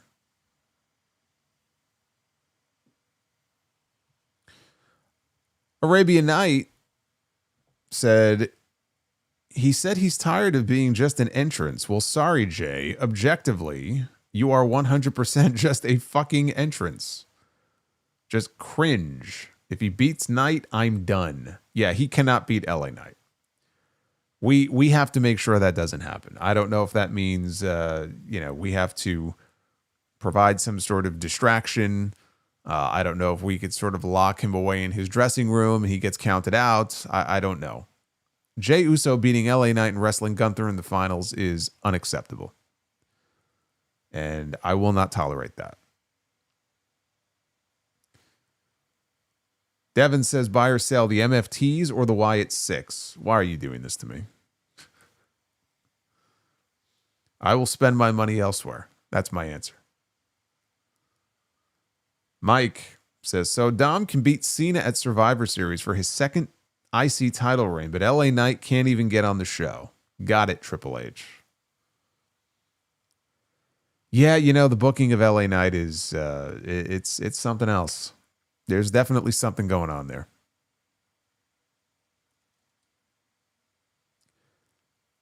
Tim Duncan, the big fundamental. What's the nicest MLB ballpark in your opinion? Petco's pretty nice from what I've heard. I haven't been there. I haven't been to all the ballparks. I mean, I've heard nice things about some of them, but I just haven't been to enough of them to really say for sure. I still haven't been to Wrigley Field, which is like a landmark. I wish I've been to Chicago a bunch of times this year, and I'd never had the chance to actually go to. I thought in April I might have, but I just didn't have the time. So there's a lot of ballparks I still would like to be, to be at. Wrigley is one. I feel like there's another one on the West Coast that I've heard is really nice. I don't know if it's the Diamondbacks Park, but which is the one that has a swimming pool in the outfield? Which one is that? I'm trying to think if that was the one maybe in Tampa.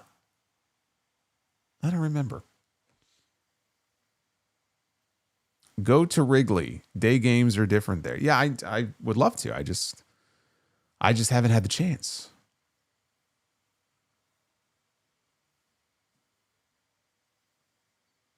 And Power Spying Games, Survivor Series 20 years ago had SmackDown versus Raw. I miss it. Yeah, well, until they ran that into the ground, and then I didn't want to see that anymore either.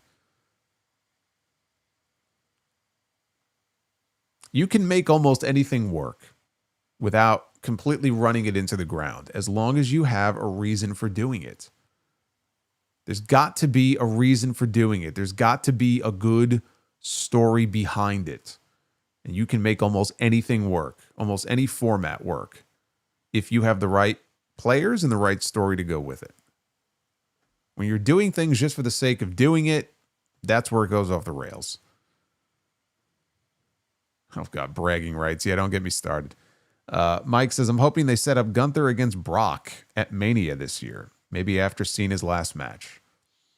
That was the match they were going to do a couple of years ago before they took Brock off the road. And Gunther years ago said that would be his dream opponent. I'm sure his mind hasn't probably changed much since then. So the only question is, how is that going to end for Gunther? Because if you do that match and Gunther just gets suplexed a bunch of times and then pinned, I don't really see what good that does Gunther when you've taken all this time to really build him up. He's been largely, especially compared to other people, protected by Triple H. So why build him up in that way just to put him in there and make him Brock's next victim? Like, that doesn't appeal to me. He has to win. If you do that match, Gunther has to win. I still have a sour taste in my mouth after what they did with Brock and Cena at WrestlePalooza. What a fucking waste of time that was. Talk about that leading to nothing. The hell was the point of that?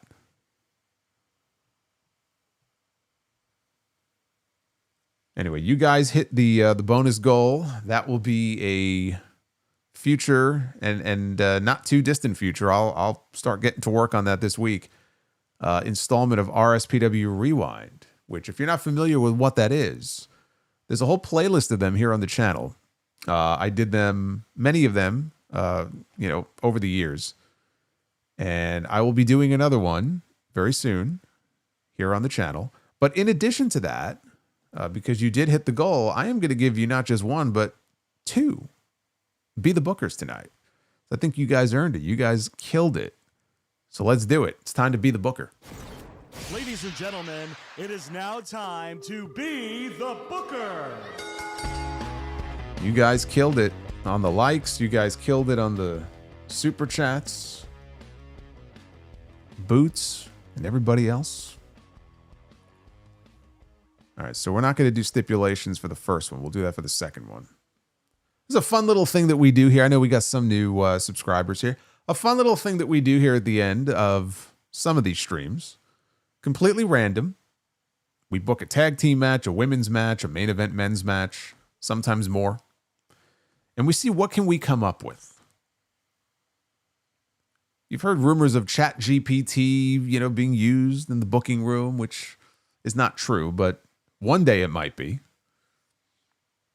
This is like if AI booked cards. What would we come up with here? All right, well, we got the Rock and Sock connection. The Rock and Mankind. Talk about entertaining television. There you go, right there.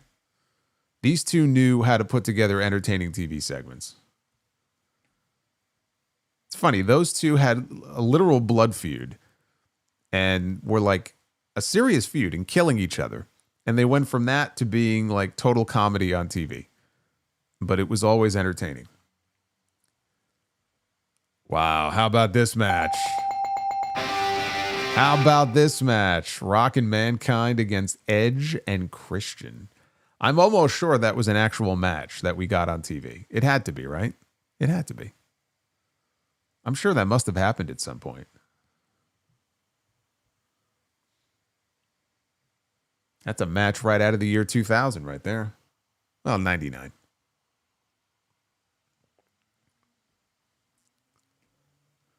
Yeah, because Foley retired early in 2000. The first time. So if that match happened, it would have had to have been a TV match in the, fall of 99 maybe?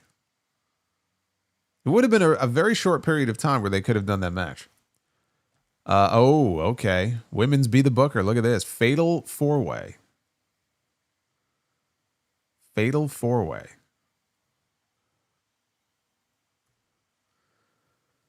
Here we go. We got to pick 4 names.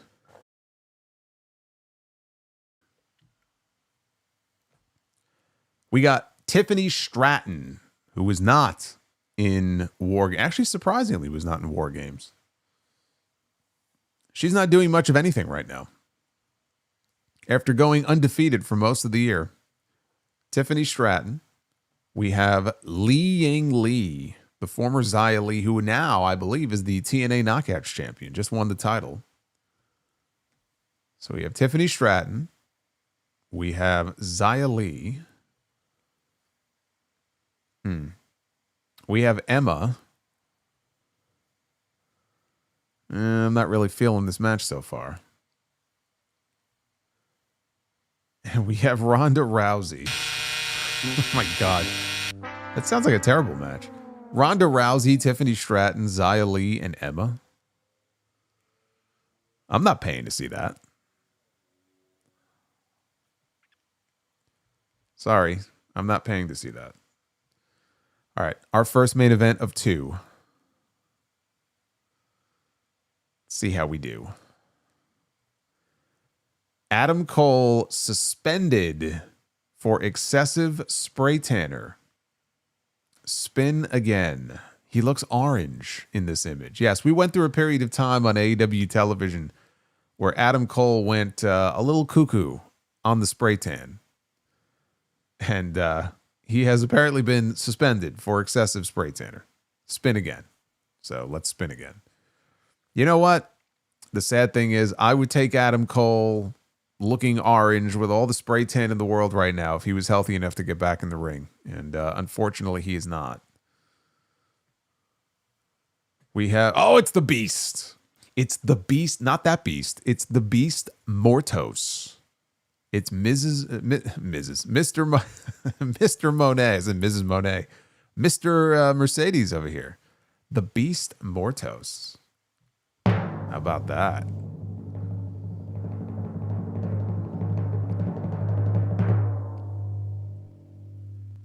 The Beast Mortos against Jon Moxley. We just booked a Dynamite main event. A Collision main event. We booked a Collision main event.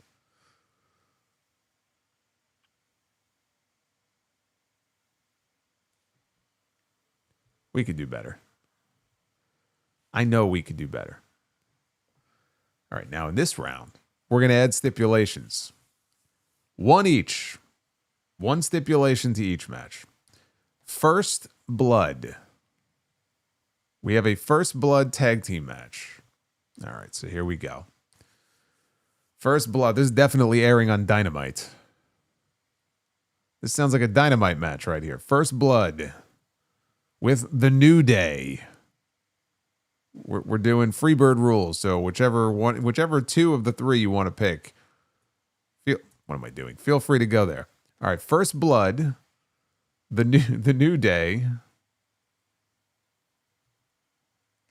against the Hart Foundation. I'd buy that. The Hitman and the Anvil against Kofi Kingston and Big E. Or Kofi Kingston and Xavier Woods. Either one. Either one works. I like it.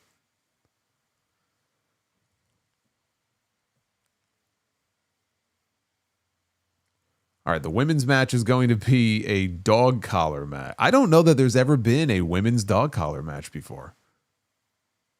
If there has been, I've never seen one.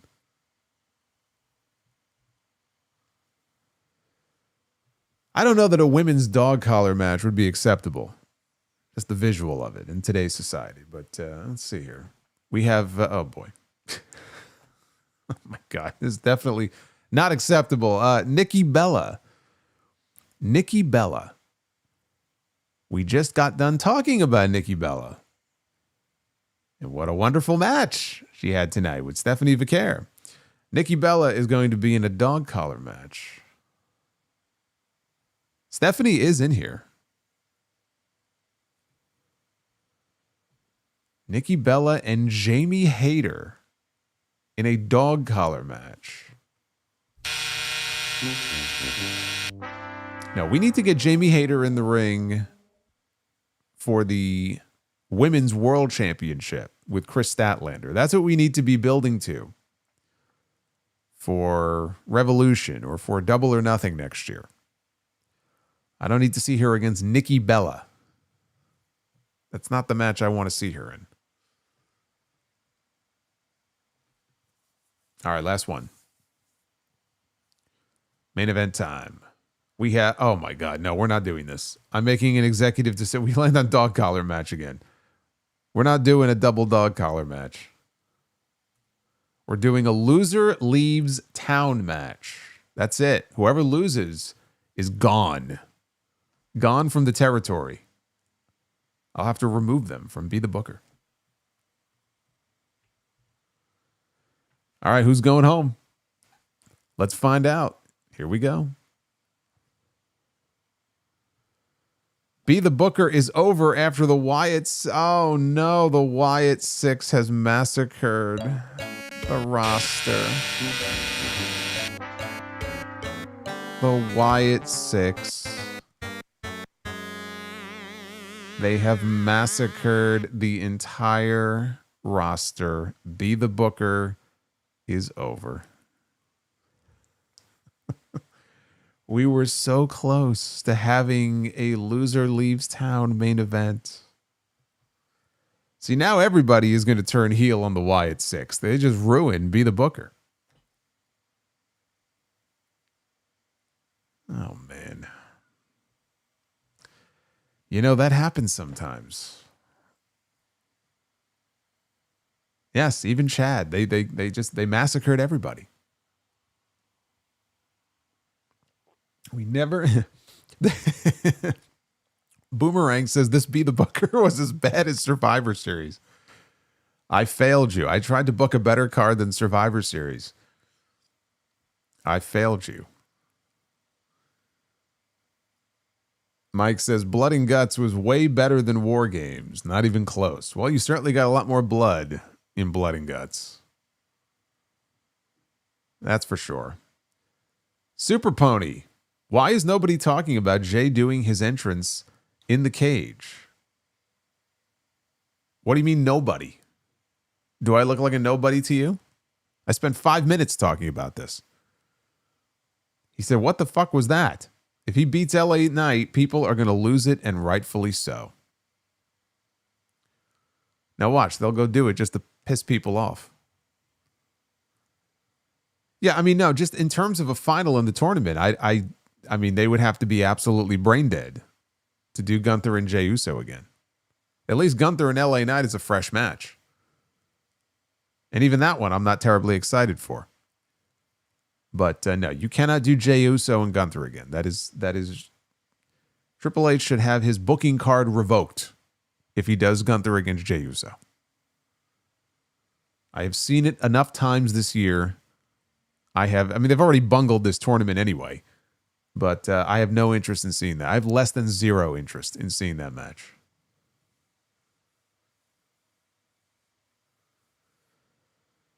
Oh, man. Solo, for how much you talk about Triple H, you're not that much of a better booker either. Oh, based on tonight? Yeah, I know.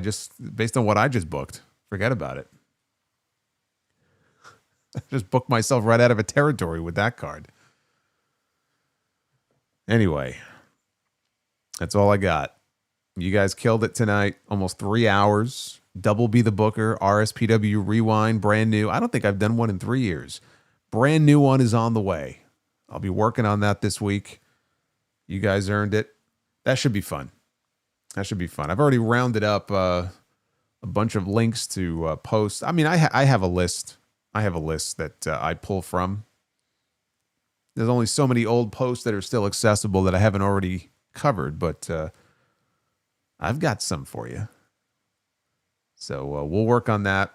Tomorrow at some point in the afternoon, I don't know exactly when, but probably mid-afternoon, mid to late afternoon, episode 940 of The Sound Off will be up. With all these Survivor Series fallout, I got some other news as well.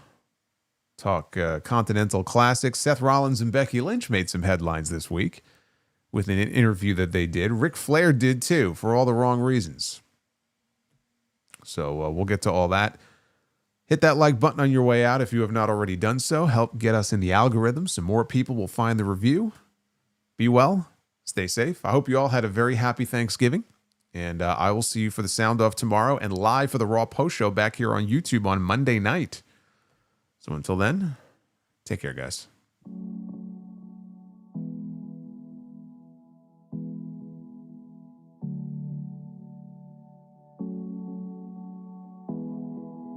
Nick Wayne's mom has got it going on. She's all I want, and I've waited for so long. Nick Wayne, can't you see? Go away and leave me be. I hope she likes this song, cause I'm in love with Nick Wayne's mom. Nick Wayne's mom has got it going on. Nick Wayne's mom has gotta love this song. Man, Leopoldo's getting me to sing here at almost 2 o'clock in the morning. What's wrong with you? A little Nick Wayne's mom action. My tribute to her. Leopoldo with a $28 super chat. Having been to every stadium on the West, I would say you can't go wrong with LA, San Francisco, or San Diego stadiums. All got their own charm. Angels, no. Seattle's nice too. Now the third oldest stadium, LA, still stands as one of the nicest with views. That's some good insight right there. Yeah, I haven't been to any of the West Coast stadiums. I would love to, though. I'll be that guy in whichever ballpark it is where they rent out the pool in the outfield. Got my shirt off, just sunglasses on, lounging out. Of course, my luck, a fucking ball would reach me out there and hit me in the head and knock me out. I would slip under the water and drown. But anyway, on that note, Leopoldo, thank you for the $28 super chat. Always one for great timing here at the end. I'll see you guys on Monday.